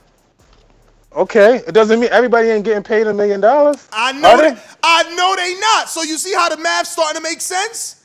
You see how the math's starting to Yeah, no. we're talking about 1.5 versus 7. There's a big gap. Listen, there's no gap. Is there a gap or no? Let me ask you a There's question. no gap. Let me ask you a question. You saying they made 1.5 don't adjust that they should get 7? Go ahead. Listen, let me ask you a question. How much money you think Big Charlo deserved to fight Derevyanchenko? Since you using the word deserve, go for it. On pay-per-view? Probably like 1.5. Okay, so we're going to minus 1.5 from the 4.8, right? All right, so that leaves us at what? 3 what? 3.5. All right, so now, how much did Lil Charlo get for unifying on the undercard? Well, it wasn't an undercard. It was a double main event. Well, no, he was. You're right. He wasn't even on the pay-per-view. So was that purse really off the pay-per-view? He wasn't even on the pay-per-view, was he? Well, it's the same thing. It's a double. You paid one price for both fights. Nah. So it was just 2 headlines. I thought one. Yeah, I what do thought you one mean? was free. Wasn't one free and led into the Nah, pay-per-view? you paid one price, but you get both. But it was a double main event. So could I It was watch like 2 Lil broadcasters. Let me ask you something. Could I watch Lil Charlo for free or not? For free? Yeah. Was there a way If to you watch? buy the pay-per-view, you watch all the fights. If you buy the pay-per-view. All right. So It's just 2 double main events. Cool. So how much you paying Charlo? Lil Charlo? Out of the 3.5? Lil Charlo? Yeah. Out of the 3.5 to be unified? Remember the T.O. just got 1.5 to fight Loma, pound for pound. Okay. Remember Charlo. That was the argument that someone used in the super chat, remember? Now remember Charlo's never got a purse bigger than $1 million also. So that's why there was on pay-per-view to break that barrier. Hey, listen. Listen, so go ahead and pay him so we can keep doing the math. Because you guys are saying that the pay-per-view was a failure. I'm trying to pay him. Honestly, probably like 1.5. Okay, so now what? We had $2 million left We're at over. 3. No, we got $2 million left over. Yep. All right, so what we gonna do with that $2 million now? How much we paying Derevyanchenko off for 2 ass kickings? Probably like what? 600-700? Wow. So Charlo never made $1 million, but you believe Derevyanchenko deserves 600-700. Man, come on, yo. Look, they had to pay Derevyanchenko to get in the ring. What do you mean? Okay. They had to pay him. Oh, that's You funny. got to pay them to get that, right? Hey, Francis. Made To it get that Francis. name. Francis, the pot calling the kettle black. We asking you to pay Charlo to get that name. But you talking about they had to pay $7 million though, Ness. That's unrealistic though. It ain't unrealistic. Like you gotta be realistic, bro. It ain't unrealistic. He's undefeated with a title going into a unification. And it's touching. All right, keep that same energy next. Keep that same energy for other fighters. Well, listen. Keep that same energy. Listen. Did you watch the interview? With Boo Boo? Yes. No, I didn't. Okay, well that's why you not. This is why you're saying that. Go watch the interview with Brian Custer. He is telling Eddie, maybe you need to make more. Maybe you need to send more money. He said he's telling Eddie, yo, he said it like this on Brian Custer. I think $7 million is a lot of money. You tell me $7 million, I think it's a lot of money. But maybe it ain't a lot of money to them. Maybe they need to give him a little bit more. Make the fight. He said it's a big fight. They should pay. You know what I'm saying? So it ain't just me. I'm going off of his energy. He made me a fan because he right. He right. Like, yo, if they turn down to 7, what we gonna do? Sit on our thumbs and I'm gonna fight all these dudes that nobody likes? No, we gotta go back to the drawing board. 7's a lot of money too, eh? We gotta do something. And you know, when you think about it, for Andre to say 7's a lot of money, that means he ain't making a lot of. He ain't making close to 7, man. How the fuck they gonna give him 7 fighting Akinwande and all that shit, man? How? Shit. How? You He know? barely probably touched it. At least Charlo, listen, Devin Haney making 3 because he's a promoter. At least Charlo making, that's what these guys, you know, this Coach Myers all chest poked out. Oh, you ain't even make $1 million. But how long they been doing Lions Only promotion? How long they been getting that back end check that you guys love to ignore? Even though countless promoters, Bill Haney, Samson Lewickovich, come on and break it down for you time after time after fucking time. Time after time after time, they break it down, but y'all still want to say, they only got $1 million on paper. They only got $1 million. You sound so silly. You're just silly. You're silly ignoring the truth of boxing. Like, oh, why Earl want to make $1 million? Why he want to make $20 million versus Pacquiao? He ain't never make that. Why he want to make this versus Bud? He ain't never make. Dog, you sound silly. Man Down Promotions been going on for how long? Even Devin Alexander had a promotional company. Go look it up. Everybody with Al been doing that shit except Berto. He the only one I never seen with a promotional company. You know that? Never. I wonder how he did it. But yeah, man, like y'all gotta stop with this on paper shit when you know these dudes getting money, man. Some of them. And especially the ones with a something promotions, man. Promotions, yeah. You know, like just stop it. At least a lot of Al's big name fighters got their promotional company. Bruh, listen, man. Smart business, man. But let me see. We were there. That was Coach Myers with the Boomerang. Keem is back though. Keem, what up? Calling a main event Keem if he take the fight. So can I? Oh, man. What up? Yeah, he ain't ready. Oh, he is ready. Wait a minute. You say you know boxing? Yeah. What is it? Maybe I don't know. Tell me what a pull counter is. Pull counter? I've never heard that term before. That must be your term. You must have been. No, Fair shake. HBO needs to fire you. You don't know shit about boxing. You ain't shit. Yo, what up? What up, yo? You versus Cruz, main event. You versus Cruz. Listen, let's get it right. I missed the main event, man. 2 times, 2 main events, man. You know what I mean? I'm gonna see if they want that, man. Now, listen, I can't, man. Listen, I'm probably not even gonna make it to Wisconsin at all. I wanted to pull up and hang out, but it ain't even looking like. You know me, man. 4 kids, man. A lot of stuff always going on. You know, I got my agent to my son on this basketball thing too, man. So we traveling around the country this year. It's different, man. You know, Wisconsin might not be in the plans at all, but yeah, man. This has been a turn going lately, man. You bigging up Andrade now? Was he that funny, bro? You like to have that much in that interview? He got you singing a whole new tune now. Go watch both those interviews, man. No, I'm gonna check him out. I love Brian Custer interviews, regardless, man. I'm gonna check it out. Man, it's definitely a breath of fresh air. Like the other side, like his way. And then we see these dudes that say that they avoided, but they only trying to fight the top names. Like he ain't just trying to do that. He won everybody. I like it. And you know what? You got to stop with the narrative too of him not doing good numbers. I remember you did an Andrade show not too long ago. that was the most new callers you had in a while. I don't know. You had that woman calling from Texas. I've never heard her call before. After I don't that, know what you're talking about, man. I don't know. nah, go back and listen to that show. You had you played that new caller intro It's like a wrap, 7 man. times, It's bro. a wrap, man. We gonna do Andre shows every week now, man. He said it in his interview. He said, "Yo, when Brian said, yo, what's it gonna take to get you for the people to back me, man? People got to get behind." He got to do more. He got to do more interviews too, though. You know, like you said, you probably never seen Andre like that. You know, but it took that interview to do it. So you know, you gotta do more interviews, man. But that's really all I got, man. I'm out, bro. Appreciate you, man. Yo, this dude Warren Wayne, he's hilarious. Oh no, Warren Williams. He said, "Yo, who's this Akinwande?" That's what I'm trying to ask you, man. Who is Walter? You know his real last name. That's what the fuck we telling you, man. Eddie need to do a better job. Warren Williams from the UK. That's what we telling you, man. Joe, let me ask you a question. Last names they bringing up. Let me ask you a question. Do you think the confidence that Al Heyman fighters speak with is because them having their promotional companies, they're usually in the meetings when they're signing the deals and stuff like that, and other promotional companies, the fighters are not in the deals. They're taking the deals from either the lawyers or from management, one of the managers. It's just so much more, man. Like, you know, we all know the stories, man. Like, obviously, you know, others more than some, but Al sets these dudes up financially, man. Like, they not just getting a check. They learning how to invest, what to invest in. You know, they buying real estate. You know what I mean? Like, I told you, man. I mean, how many years ago did I go see Keith and he like, yo, I just flipped my house and made $6K profit, like $600K profit. Not that I sold it for $600K. I made $600K profit on a flip. You understand? Anybody in the real estate business know on a flip, that's a lot, man.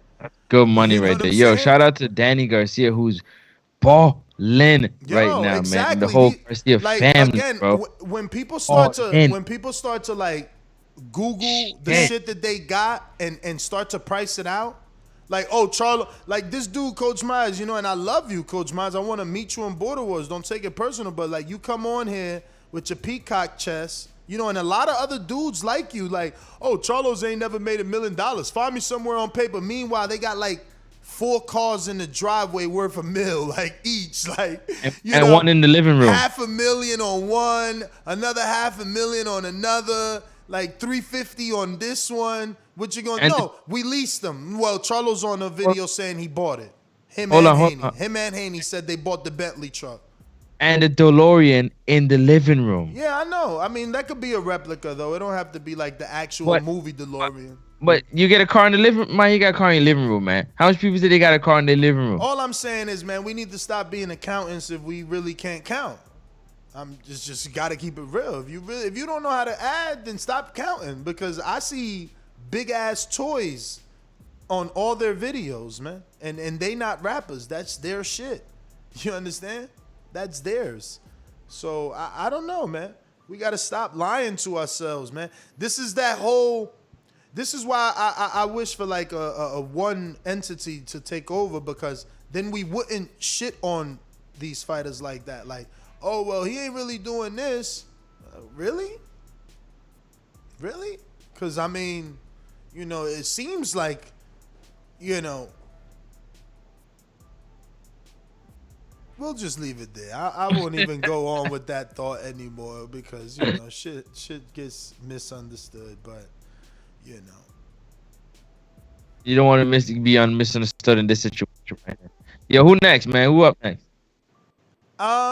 I mean, that's it, man. Only thing that's up next is more Andrade quotes, man. Andrade said, man, listen, the biggest stars that he fought, Sugar Shane Mosley, Miguel Cotto, they were 40 years old. And they were way out. They were on their way out. Maybe they fought one more time after that, and they were done. They were never in their prime. You think Canelo never fought a prime fighter? Oh, well, he said the biggest stars, and he's right, because Trout ain't considered a star. I ain't gonna say Canelo was not in his prime. Then it wasn't it. Wait, it was Trout.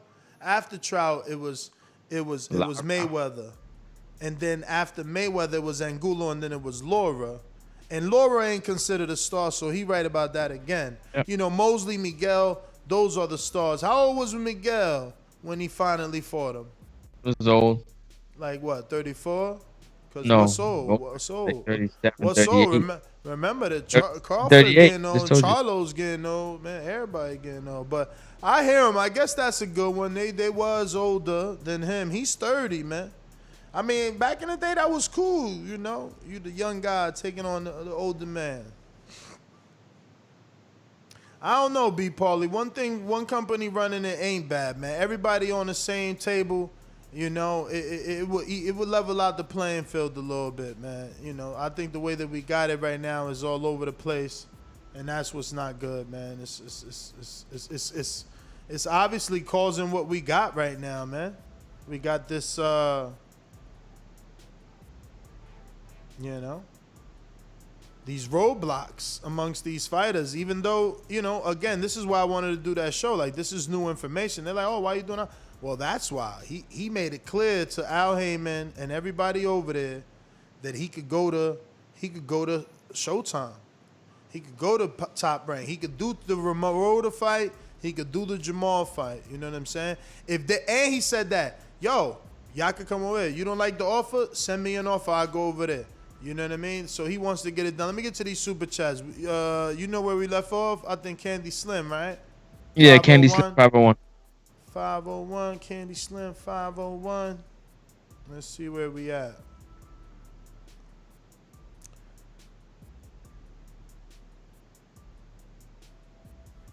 All right, we got Gunner Forever that says La Gata turning down $7 million is a duck. Meow. Serious. Boxing Expert says, in what fight did La Gata make $7 million, Ness? Question mark. Thinking emoji. Boxing Expert back says, by that standard, Charlo ain't fighting anyone. Laughing my ass off. Candy Slim said, Charlo turned down the money before the Mikey or Kovalev fights. Mikey and Sergey way more accomplished than Jamal Charlo and Andrade, whatever his name is. Because he spelled it wrong, but I read it right. You read it right. Yeah, Izzy in Oklahoma says, what caught my ear wasn't just the $7 million. It was Andrade airing that he would go to them. Looks like duck, walks like duck, ducks only. Nah, but he's airing that out now. Now, Showtime and Showtime execs know we can make an offer. He's allowed to come. But you got to understand that if they make an offer, they now got to come at $7 million or better to Andrade, right? Because that's what he's offering. Because they got to match. Like, Eddie can match. Eddie can try and match. Like, you're offering $10 million? I doubt that he's gonna counter that though. Like, he might as well let that go. If they try to offer Andre $10 million, he better not counter because they gonna be like, you stuck with it, hot potato. You take that shit. You take that, yeah. Ken Stone says, Tim Tszyu impressed me with that 5th round KO of Dennis Hogan. Big Charlo did him in 7, and Jaime robbed him in 12 decision. A legit contender now. Yeah, I thought he was impressive in the last fight, but I mean, you know, it's cool. He did it in 7, but it's always hard to gauge those knockouts when someone keeps. No, I mean what I mean is, yeah, you're right. In 5, it's cool that he did it in 5 versus this guy doing it in 7, but it's hard to gauge those knockouts when they're coming back to back like that. You know what I mean? This guy is getting a lot of names because he's losing. Like, he's known for losing. You know, he gave a tough fight to Jaime Munguia. Some people thought he might have beat Munguia. And other than that, he's known for losing. Like, but yeah, let me see. We got a cash app here from Arthur who says Keith Thurman and Andre Berto or Devin Alexander. Okay, so he want Thurman. I want that too, especially since I'm a Floridian now, man. Me and Keem gonna meet up, smoke one, and go to the fight blazed out, like watching Florida. I mean, it ain't gonna be Berto. Berto, they gonna have to offer him a lot of money, man. He came up with Keith in the same gym, man. Like he coined him the Keith Thurman test. Like, I doubt he takes that fight. Now, Alexander, he's from St. Louis. That's different. But he's a southpaw, Alexander. Berto's an orthodox fighter. I highly doubt we get Berto versus Thurman, even though I would love it because it's two Floridians. They sure to sell it out, and it's right. They could do it right here. But I doubt it. They came up in the same gym, you know. Keith is younger than him. He looked up to Berto in a way. Yep, and that's what's gonna make it difficult for that fight to happen. It has to be real big money, for both fighters to be comfortable making that. You know what I'm saying? Making that move. Word. That's one of those where you say, "Yo, bro, if we gonna fight, we gonna cash out on it." And this is one of the fights that we would have to cash out on. You know what I'm saying? And Thurman's not even in a position where this could be like a pay-per-view cash out, man. With Berto at this point in his career. So. He said it's already going down on April 24th, but ain't that Berlanga? That's what you talking about? He talking about Berlanga, right? Oh, Berlanga's fighting on June 12th, no? In Kissimmee. Yeah, on the Shakur Stevenson card with Jose Vargas and all them.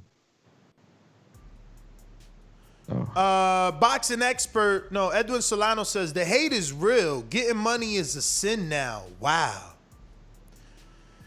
I mean, they think he's pricing himself out, man. I'm just saying they set the bar, they set the precedent, man. You know, Earl made 8, Mikey made 8 or 10, 11, then Mikey made 7. Like, you know, Vasil made 3.5. Like, they setting the bar. Like, Charlo is looking at it like, bruh, I'm ready to go. I'm ready. Yo, I don't know. Would you buy it on pay? I buy it on pay. You know I buy everything on pay-per-view. Pay-per-view. You buying it too? You would buy like Charlo Andrade if Charlo. Hell yeah, if Charlo on pay-per-view. made- I'm trying to have a fight party. If I can't get with y'all, like y'all is watching boxing. If I'm over here in Toronto, I'm linking up with some boxing people over here, and we having a fight party, man. We buying that for sure. Me and the wife at the crib buying that shit. We watching it. Word. We got boxing expert. He says, Ness, if Charlo wants more than $7 million for Andrade, what does he want to fight King Nello? 50%? A bunch of laughing out loud emojis and shit. He put a bunch of duck emojis too. And Gunner Forever says, La Gata career high is 1.25. How is 7 not enough? That's on paper, my friend. That's on paper. Let me refresh in case some new ones came in. Gunner Forever, that was the last one. That was the last one. And again, if Charlo, Big Charlo, on paper, his high is 1.25, how was their pay-per-view a fail? I'm just saying, fellas. We got which narrative we going with? Patreon. Keem, you gotta join Patreon, man. You want to get, you know what I'm saying? You want to get one of them little mans beside your name. And Tank, we'll cash out, soon, man. We'll make it happen soon. Tank Furman. See that, Ness? The little dude with the headgear is members. And then he said, how do I get a wrench? And the wrench is like, that's boomerang status and above. But I don't even give it to anybody no more because, like, some dudes be getting out of control. They get mad. You talk about their favorite fighter, they timing dudes out, man. Nah, give Keem a reg, man. Let him rock out and knock some heads off. You know what Jay-Z said, man? Jay-Z said, that's so lame. Nigga, switch up your flow. Yo, we out, man. That's everybody. That's everybody said PBC. Boomerang. What you saying? PBC. Boomerang. Fat fingers on a new phone. Still ain't got it quick. Yo. My fingers ain't fat. Your mother is. Whoa, your mama jokes. Man. No, you've been coming at me this morning, man. And to keep it real with you, I had to pay for this phone. What? I had to pay for this phone. Yeah, man. Why? I was itchy. I wanted to get the new phone. My speaker was broken and shit, but So you ain't have early upgrade?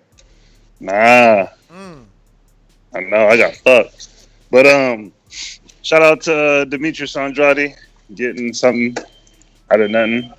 Shout out to Eddie Hearn, keeping them boys at bay. And shout out to Bob, man, for maybe getting a good fight. That's my call. Yo, your What up? mama's so fat. When she fell, I didn't laugh, but the sidewalk cracked up.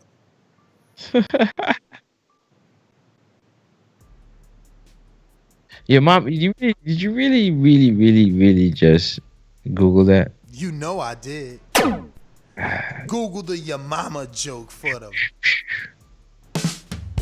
You want another one? Yeah, go ahead. Your mama's so fat. When she skips a meal, guess what? The stock market drops. Nah, that wasn't it. That wasn't the best. That shit's yo mama jokes, man. Yo, that's like so so a long time ago. You still do mama? No, you had to Google it, so clearly you haven't done one in a while. I haven't done one in a while. These are the best. These are the top 15 best Joe Mama jokes. Yo, we out, man. That's GTO, Instagram, and Twitter. Catch us on the next one. What's today? Wednesday? Yeah, we out. See what we got cooking, man. Maybe some spontaneous shit. Maybe they break some news I heard.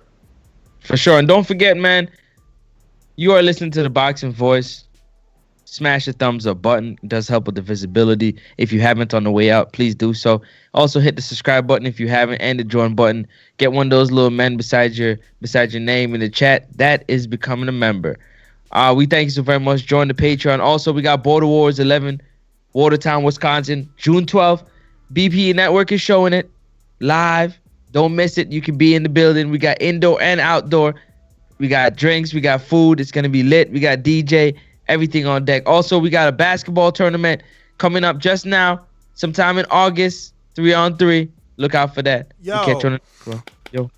This is going to be the Border Wars section, so if y'all don't like Border Wars, you guys could dip off. Those that love Border Wars, stick around. We're just going to talk some Border Wars right now, because I'm texting this long-ass text, right? But I see Ant pussyfooting, and I hate to call somebody like, you know, a pussyfooter, especially someone like Ant who's fought four times already. He's got all his natural ability. You know, he got a body of a Greek god and shit. But the truth is, like, he asks a lot of questions when it comes to these rematches. You know what I'm saying? Like, Jose don't want to give Cruz his rematch, right? Right. Okay. So what do they call Jose? Oh, he's a duck because he don't want to give Cruz his rematch because Cruz wants a rematch, right? And there's some people that thought Cruz won that fight. So Ant beats Cruz fairly and squarely. Cruz doesn't want an instant rematch. He builds back to that. He got his tune-up. He dusts himself off. He's ready to go. And he's been asking Ant for this rematch that Ant won't give him. Coach Mitty seems to believe that Ant gets stopped by Cruz. Woo. So now we're in the Border Wars chat where Ant is like, I'm like, Ant, is you taking the fight? And he's like, at what weight? You know, and Coach Mitty's like, at your weight. So basically, whatever weight you want. And now he's asking, what round do you want it? You know, and it's like, what you mean, what round? Is that a yes? Is that a no? Because, again, if we call Jose a duck for not giving Cruz the rematch, I mean, I'm just saying. You got to call Ant duck as well. And that's not what I want to do.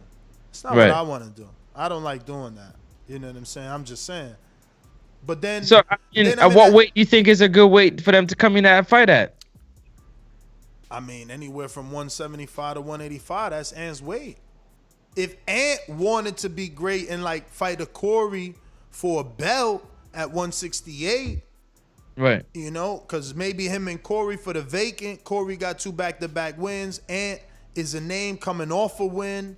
You know, big guy that would have to suck down a 168 challenge for Corey.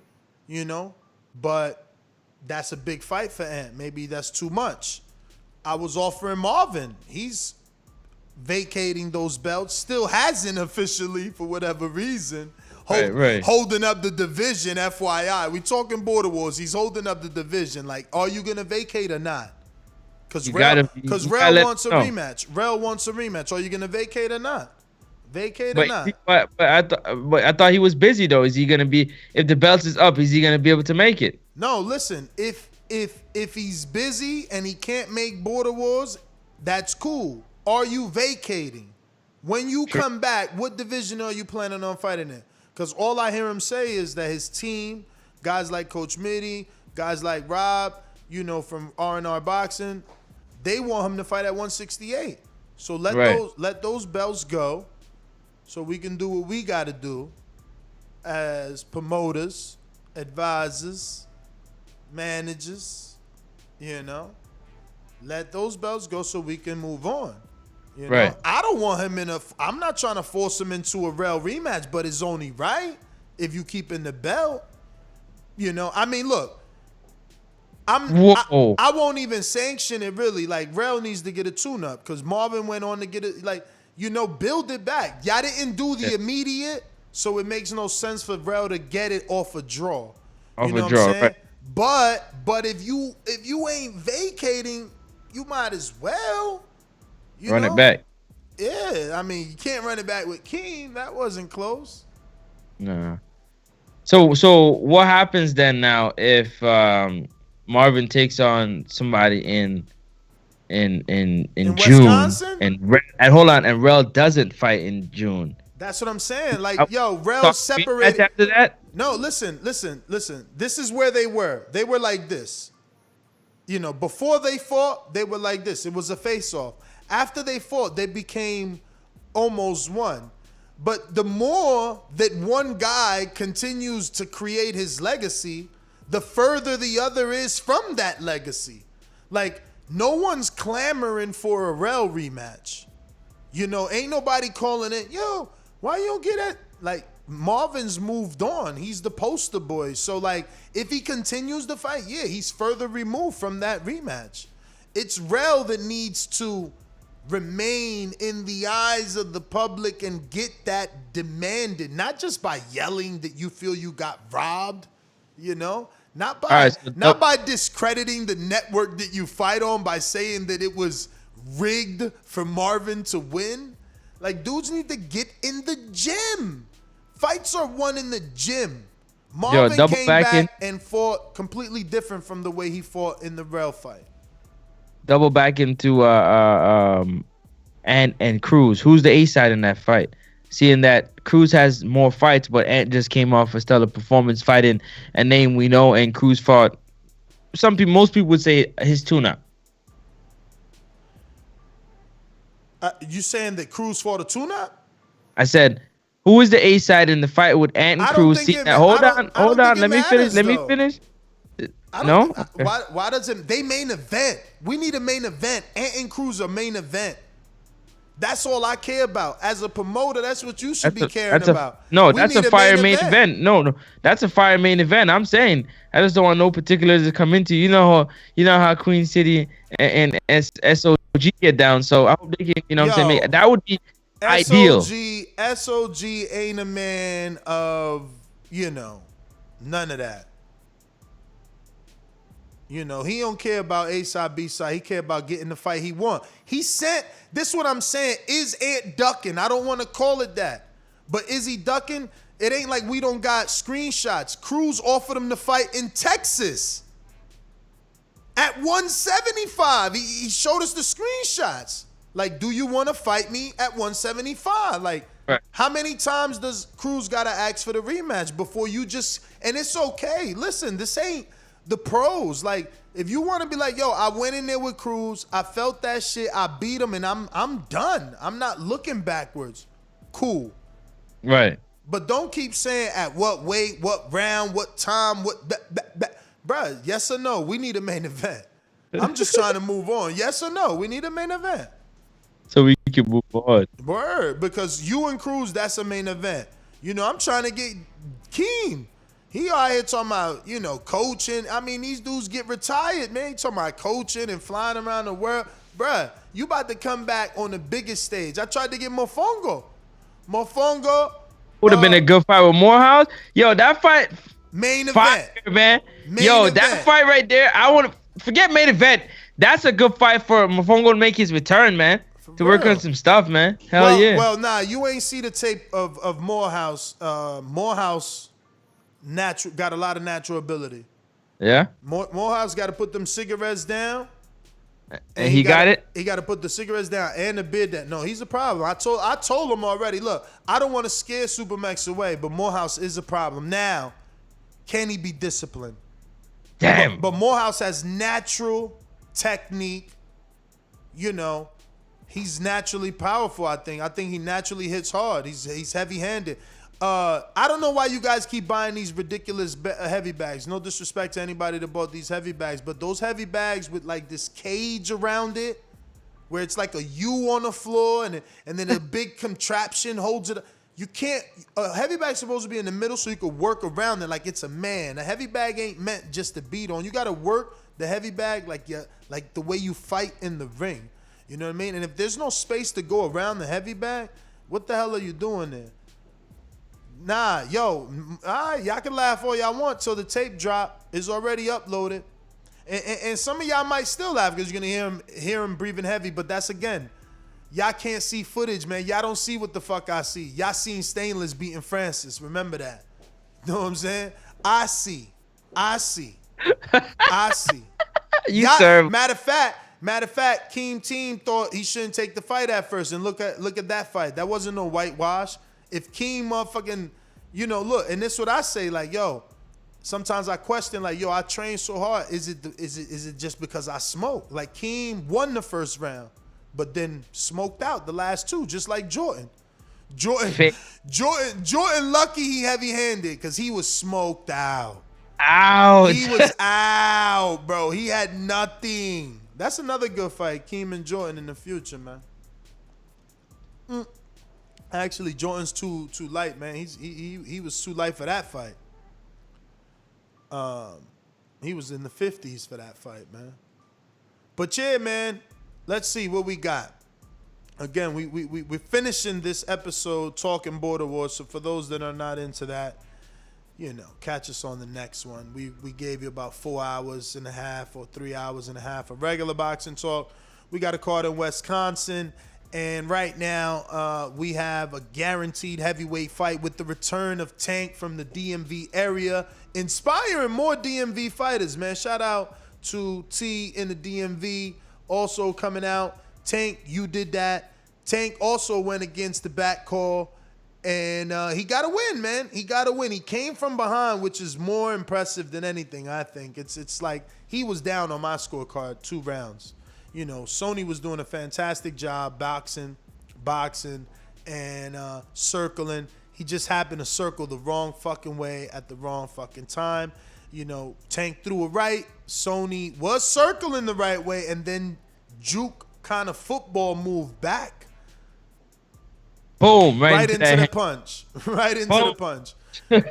So Tank is back, and he's our A side in this fight, and you know, you know, he's gonna be taking on Steven Rivera, another heavyweight, his size, 230, 5'9", 5'7" range. Tank is 250, 5'7", 5'9" range, and that's gonna be a heavyweight action-packed fight. Then we got the return of Twin. We were just talking about him with that Marquez left hook. He's taking on Lids Lowe from Decatur, Georgia. Now, Twin was in there with heavy-handed, okay? Heavy-handed Jordan Baker. Not because I watched Jordan Baker fight. Not because I seen footage of Jordan Baker. I sparred Jordan Baker. I've been in the gym with Jordan Baker. You know, I thought Jordan Baker was faking it myself. You know, I had to ask the coach, like, yo, why you ain't telling him to, like, stop putting all his might into it, right? And he's like, nah, he's really not. He's heavy-handed.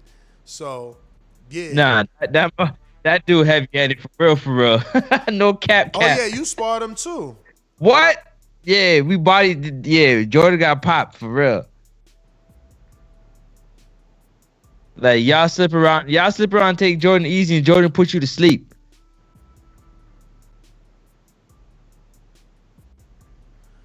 Damn, King mad at me right now. Him like, come on, Ness, what up, man? Yo, do Tuesday, King. What about Tuesday? He tried to book the coach next week, but Wednesday's booked, man. I'm working, man. Speaking of that, y'all could go ask all the people questions. Everybody that we're going to be interviewing is out on Patreon, all the Act series. You know, you can ask them some questions, any that you got. So we going back to the card. So that's again Tank, man. I'm really excited about that return. I didn't even want him to take a time off. I wanted him and Eddie at the last one, and that didn't happen. You know what I mean? Neither one of them could really make it, so it is what it is. But Tank's back in action, and he's taking on Steven Rivera. We had an interview scheduled with Steven Rivera. I apologize, Steven Rivera. I know you probably not even listen, won't listen. I just want to say it anyway. Apologize. We had the unguarded schedule with him. Something came up, and then we just haven't been able to hammer out a time. But then we got Show Kid, who I want to make the main event. But yep. I just can't. Look, where's Mario? And I don't know. So it's like, how do you build this card around Show Kid and Mario? And then they I don't know. Are they gonna give us like a picture like of their necks for the poster? Like, are they working hard enough to go shirtless? I don't know. I don't know. I don't know. So are they main event worthy right now? Like, if you can't go shirtless, are you really main event worthy? Are you? I don't know. Maybe you are. Maybe you are. Maybe you like, yo, this is my body and I'm fat, but I can fight. You know what I'm saying? Right. Andy Ruiz style. Andy Ruiz style, even though he's not there no more. He's muscular now. He's getting right. But that's another big fight. Yo, Mario thinks it's a game, and I think maybe he doesn't think it's a game, right? Because you never know with Mario, right? He's so flaky, you just never know with Mario, right? Like, I want to believe that Mario heard what we said, seen the footage, and that's why he's MIA, because he's training. But is that really why he's MIA? Because guess what? Showkid's gonna fuck him up if he don't train. He's fucked up. Like, all he got going for him is power, and the blueprint is there. You don't even got to make it as tough as Keem did. You could do what Keem did in spots, right? Where Keem did box and turn Mario and pepper him until Mario gets tired. No. Ness. Nah, real shit. Like, I want Mario to win because he's a co-host and I want him to do his thing. Mm-hmm. But if Mario don't train, like, Showkid gonna fuck up Mario worse than Keem did. I don't know. Keem knows how to put his punches together. And I'm gonna tell you why. I'm gonna tell you why, because you gotta remember something. Keem, Keem at the same time has a heart, bro. Like, he to see Mario, he was hitting Mario, but he wasn't really trying to stop Mario. Showkid gonna try to stop Mario, bro. Like, you're not. Yo, you probably hit with an elbow, like, off the top rope or something, yo. I know that's been a lot of seasons ago, so you might have forgot because you got mad shit going through your mind. Plus, the IBO medallion shining in your face, fucking up the the way that you think. But you got to remember that Keem beat the shit out of Mario, man. Keem got 3 knockdowns. Like, what do you mean? Like, he really, Mario. I'm telling you, Mario better stop playing. All I know is that Keem wasn't going full throttle. You say he wasn't going full throttle, and Showkid gonna go full throttle. Because he's boxer first. Showkid, you right. Showkid, and you going off of Showkid's last fight. When he had him hurt. No, I'm just saying, even when Keem had Mario hurt, he wasn't trying to stop Mario. He was just trying to beat up Mario. You going off of Showkid last fight, man. Mario, dog. But you going. I swear to God. You going off of Showkid last fight. How do you know? It might be an antidote for Showkid because he might run into that right hand of Mario and get knocked the fuck out. But how do you know Showkid is gonna jump on Mario the way he jumped on Michael? That's not necessarily true. I mean, I'm just keeping it real. It's not like everybody got a game plan. Like, yo, Mario throws these big ass punches that really, hell yeah. If I was Showkid, I would wait for him to come to me, throw those big punches, dip them shit so he gets tired, and then pound on him. And then pound on it. For real. I like it. We'll see what Showkid does, because Showkid also has to train. It's not a given that he's gonna beat Mario. No, it's not a given for nobody. The reason it's not a given is because, like, he gassed out worse than Jordan Baker. You said he spit out his mouthpiece and quit. He spit out his mouthpiece, bro. So it's like, if you get that tired versus Mario, you're gonna get knocked out because you ain't gonna see the punch coming. You ain't gonna see that punch coming. and that's gonna That's be the gonna one be hard as hell. That's gonna be the one that destroys you. That's gonna be the one that destroys you. So the best thing he can do is get his ass in the gym and start working, man, because he got full blown exhausted. Like he was like, whoa, real exhausted. But go ahead. So you're interested. So that's the fight that we would like to make main event. If obviously we can get a solidified yes, we'll be there. We'll definitely make that. I don't know about all that, man. I don't know about what's solidified, man. We've been getting solidified all our life, man. No disrespect, you know what I'm saying? You're not lying though. You ain't No lying. disrespect. I still love him, I'm just saying it is what it is. Like I can't take that chance. You know what I'm saying? This is a big opportunity for Border Wars as a community, as a whole, and we just want to do our very best. And doing our best means, being responsible, and that's what I can control that. So I need to make sure I keep controlling that for this event. Moving forward, we'll see what happens. But, this is the catalyst. This is the one that I hope springboards us to bigger and better things. So, I would love him to be. I mean, a host as a main event. That's how it works. But you know what I mean? What's gonna happen? Yo, Showkid and Keith is going at it in the chat right now. It's just comic relief. How many rounds Keem won? What you mean? He won the fight. Why you asking how many rounds he won? And he got knockdowns, Champy. You better do better than him. You better stop talking. You should waste that energy on hoping Mario show up. Yo, Queen City, man, you making me look bad, man. What's going on? What we doing? You gotta hit me up, man. We taking this fight or what? Cause I'm running the event. You know what I'm saying? So I want to make sure that the ring walk, the right smoke, the right lights is coming out.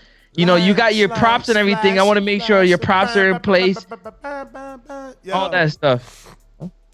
Nah, yeah, he came out with the Wilder mask one time, but and he had the problem solved shirt. You know what I'm saying? Yeah, he came out the problem solved shirt. That was dope. That's why I said he's main event worthy. Coming off the Adrian win, going to his hometown now to fight in front of him. That's main event worthy. But he don't want to take the. I tried to get him Malik Hawkins or Johnson or Smith, one of them 70 pounders that they got out there in Wisconsin. I ain't get no answers. I'm like, yo, you taking that fight? No answer. And I get it. Sometimes the name don't pump you up. So now we threw Cruz at him. Like, yo, you want that Cruz rematch on a big stage? And, wow. We waiting, man. We waiting right now. Now we waiting. But along with the weight game comes a bunch of other opportunities for you guys to make names for yourself. Look at King. You know what I mean? Came out of nowhere, and we trying to offer him main event status again. Some guys got it. We waiting for you to come out the woodworks and be one of those guys that got it. But there we go. He's like, I'm leaning towards yes, Queen City, but I really wanted a break. You'll get a break. Don't worry. We doing live shows. We doing basketball tournaments. You'll have a break where you get to just chill out with the fam, you know what I'm saying, and kick back and talk ish. And, right, man. you know, take a we break go around the when beach. you die, man. Take a break when you die, man. Be great while you alive, man. Go 10. Be 10-1. Fight. Okay, bro, we trying to make a fight, man. 10-1, man. He should be thinking about going 10-1 in Border Wars, man. That's what he should be thinking about. 10-1, man. He should be thinking about. What you talking about taking off? Yo, beat Cruz so his cousin can't run. Don't forget that Marvin beat you and he's the cousin, man. Beat Cruz. What happened the last time? The last time you beat Cruz, you got Marvin. Do you want your rematch, man? Do you want your rematch, man? Do you want your... I be giving dudes the lane, but they want to go outside the lane. Do you... How'd he get... Ask me. How'd he get Marvin the last time? By knocking down his motherfucking cousin in front of him. Bop, bop. All on camera. Bop, bop. Cruz went down. Marvin stepped up. The tank like, oh, do that to me. Do that to me. Do that to me. Know what I'm saying? You got to do it again. You got to do it again. I'm just saying, man. You gotta do it again. You gotta That's do it what again, we love, man. Border Wars, man. Let's go. Get the energy up, baby. Yo, I wish they was all like Donnell, man. I'll fight anybody, Fernandez, man. Even tanking, like I want to take a break. Yo, you got people getting autographs from you, hitting you up your social media, signing. You want to keep that buzz going, man. You gotta fight, man. You got them belts up, man. You don't want to die down. You want to be the dude that like, yo, people asking you, yo, how can I buy tickets? Oh, Showkid said this dude 1-1. Yo, Showkid lining up mad fights. Showkid, I'm behind you, man. I told you after I seen you fight, and I didn't even know you was in the 40 and over club. I'm behind you, man. I'm behind you. That's the main event, you and Keem, too. Especially off the Mario win. Like, you earned your shot at Keem. Like, you beat him, I beat him, common opponent. What's good? That's how you do it. And see, Showkid making his own lane, man. Everybody want to show. Look, who won Showkid? Mulatto won Showkid. Keem won Showkid. You know, Francis won Showkid. Everybody won Showkid, man. No. Don't put my name on the list, man. Take my name off the list, bro. Big fish. They want me. I don't want anybody. All right. Donnell Fernandez, he's going to be taking on Malik Johnson. And he's from Wisconsin as well. So that's going down, you know. And Donnell, you know, he's one of our most skilled fighters. You know, he took on Corey. He took on JD in Texas. And he took on Ricky Swift. All right. Let me just give you his resume, right? Because some might get caught up in wins and losses. But he's 3-0 as an amateur. And as a 3-0 amateur, his first fight was a 10-0 amateur.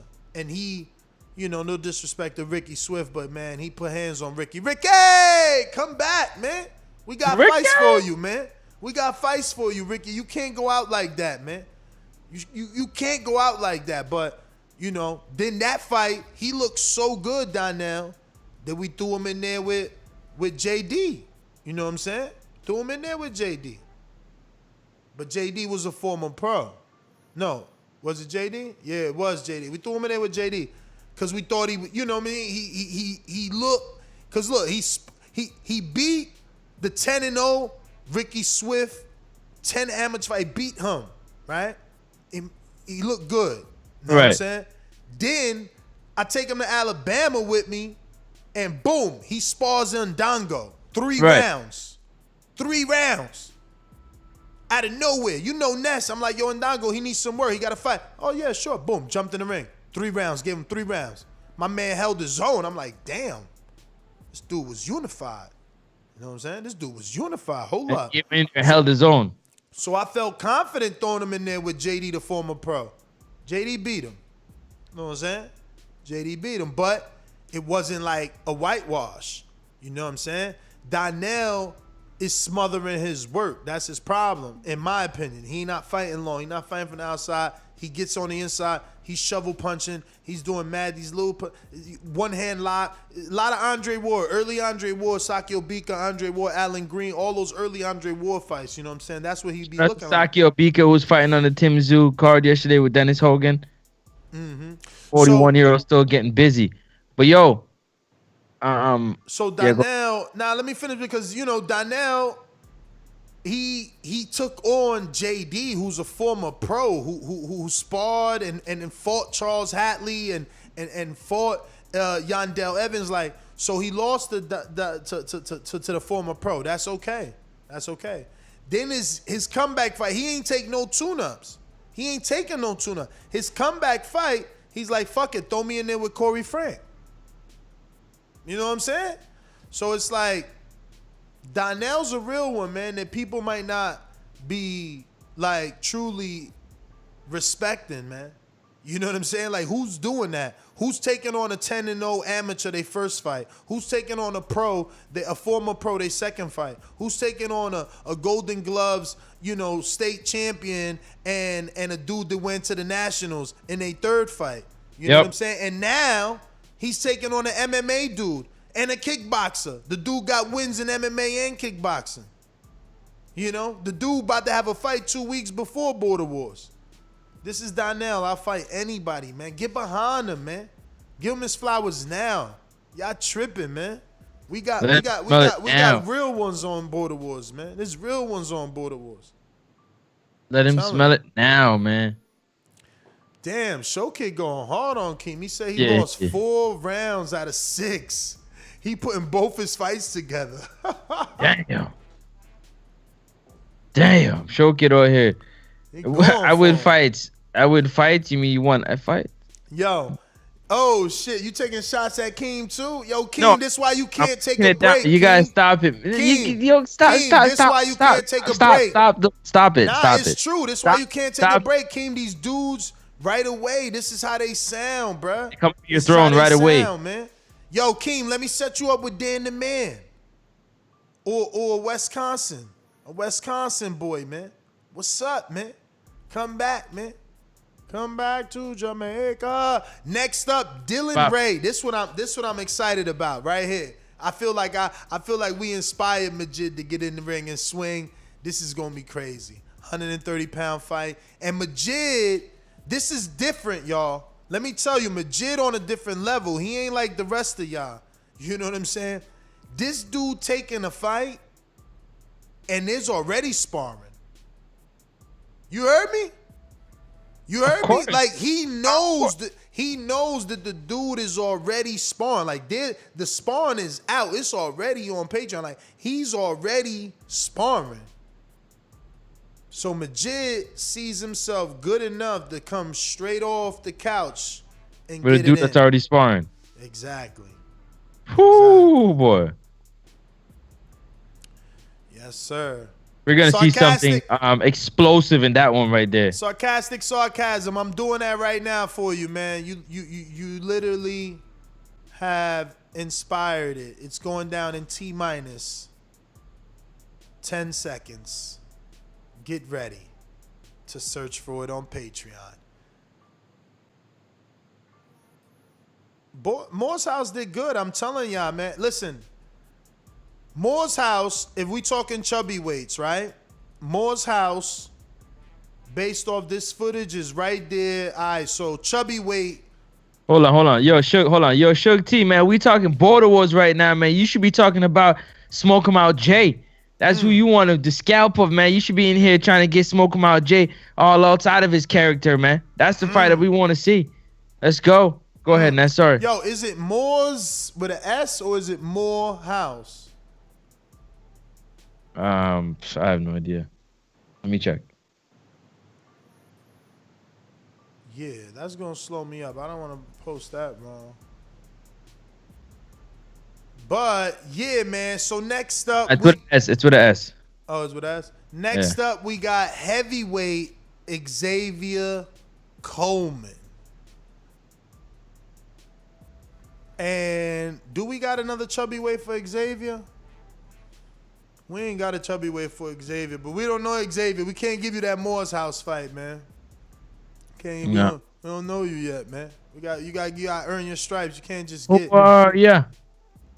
can't just get a co-host like that. You know what I'm saying? You just can't do that away. But Mofongo versus Moore's House, that's a nice fight. Now we talking. So anyway, back to the ranking. See, there you go, Shug. Smoke 'em Out Jay all coming looking. Where the smoke at? Where you at, man? Let's go. Go ahead, man. Sorry. Back to the ranking, right? The ranking situation when it comes to the chubby weights, right? So who would you say is the most skilled chubby weight? I'ma throw Eddie Bola de Grasa out there. Hell yeah. All right. Who's your second ranked most skilled heavyweight? I mean chubby weight. That's fighting. That's fighting. Not no dude like JP that we still ain't seen. I got you. Yeah, I'd have to say Supermax. Ooh, I'm putting Tank second. Oh, Tank. Yeah, sorry. I don't consider Tank a chubby weight because I know he's moving down. My apologies. Yes, Tank would be one of those. My apologies. Tank second. I'd actually put Tank as number one as being the most skilled chubby weight. I forgot about Tank. He was losing 2 rounds in a Sony fight. Yeah, but it's towards a bigger man. If you look at his fight compared to you fighting the bigger man and Eddie fighting the bigger man, the same height, because you and Sony about the same height. I mean, you got more athletic ability and smoother movements at the waist and stuff. Tank did better with his opposition. Come on, you like the way I break things down, and it makes sense. That's for you, but So who's your number 3? Give me the options because I don't want to miss anybody. Eddie, I love you, man. He always listening. That's so amazing. He sent me the heavyweight rankings. Who? Eddie sent me the updated heavyweight rankings. Active Border Wars rankings. Heavyweight. Thank you, Eddie. Bishop is still ranked number 1. Smoke him out number 2. Still ranked number 1. You are terrible. Tank number 3. Fire Flame Terrell Harris number 4. Eddie Boraleglasa number 5. Mofongo number 6. Morocco Joe number 7. Santiago Silent Killer number 8. Sony number 9. Supermax 10. Dang. Damn. He fell off. Gus the Bus 11.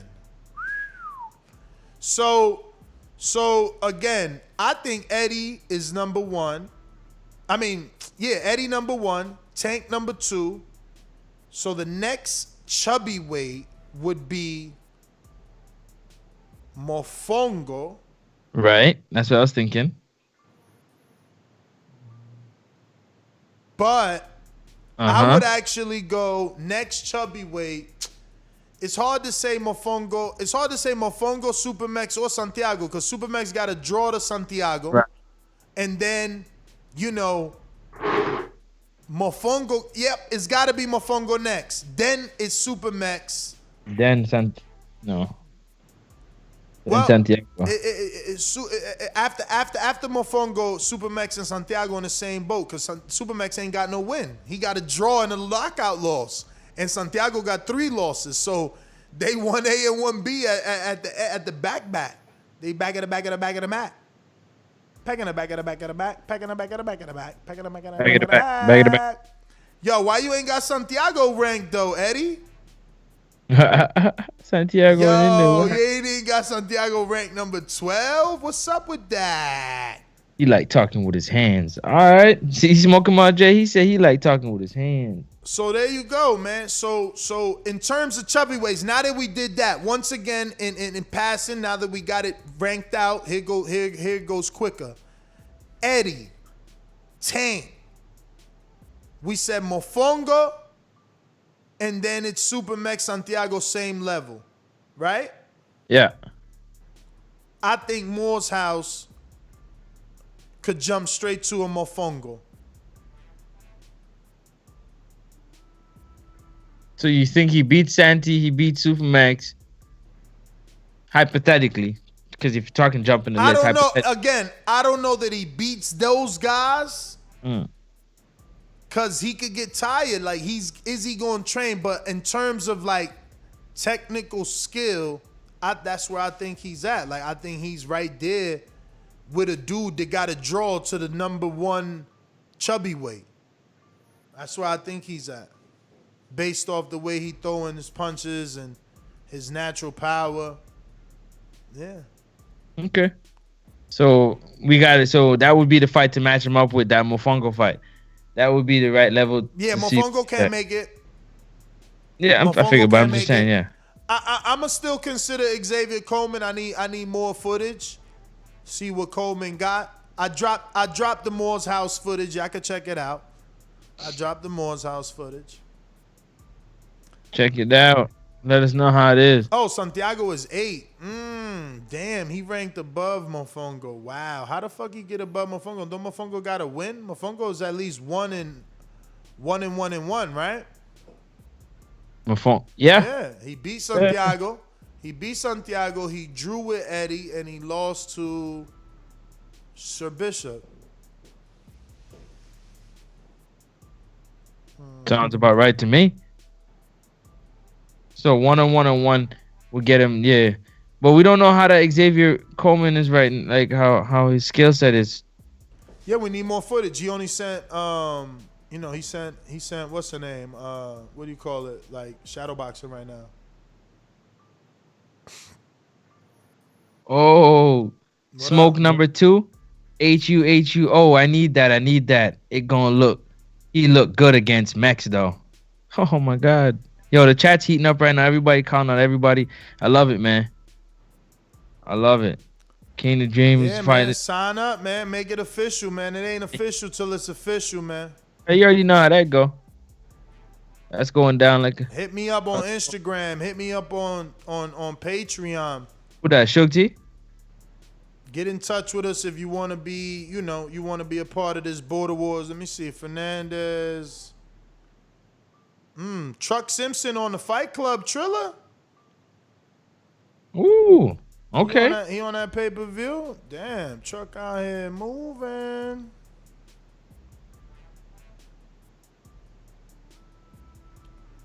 Truck Simpson. Triller. Triller here making opportunities. Oh, see, Fight Club is coming through. I'm telling you, man, they gonna be the new thing, like how when DAZN first came on the scene and was just, letting people get their thing off, get their career off, get their money right, and that's what's up, man. Get the fights that they want to fight. Yo, man. So let me see what else we got on the card. Man, I'm falling off. So after that, we got heavyweight Xavier Coleman. We talked about that. Then we got John in Michigan. He submitted some footage. I hope y'all seen it. And Sir Isaac is also 140 pounds. He submitted some footage. We waiting for James Threefy, who's also 140 pounds, to submit some footage so that these three guys can make their decision on who they're fighting. And then we got Smoke 'em Out Jay, also needs a fight. And we got Jason. He's signed up and ready to rock and roll at cruiserweight 190. He needs a fight. Novice, 37 years old. So let's go. Let's do it. Nest GTO, Instagram and Twitter. Catch us on the next one. Yeah. All right, man. You already know what it is, man. Next up, Sports Talk. It's your man, Francis. You catch me at the Weigh-In Boxing on IG or the Weigh-In on YouTube, man. Latest and greatest. Also, Border Wars 11, Watertown, Wisconsin, June 12th. Don't miss it. We got a lot of things on the way. We got a live show that we're going to bring to either Vegas or Texas, depending on what's going on. Also, we got a basketball tournament on the way. Check it out. Peace and love, y'all. Yes, sir. Peace.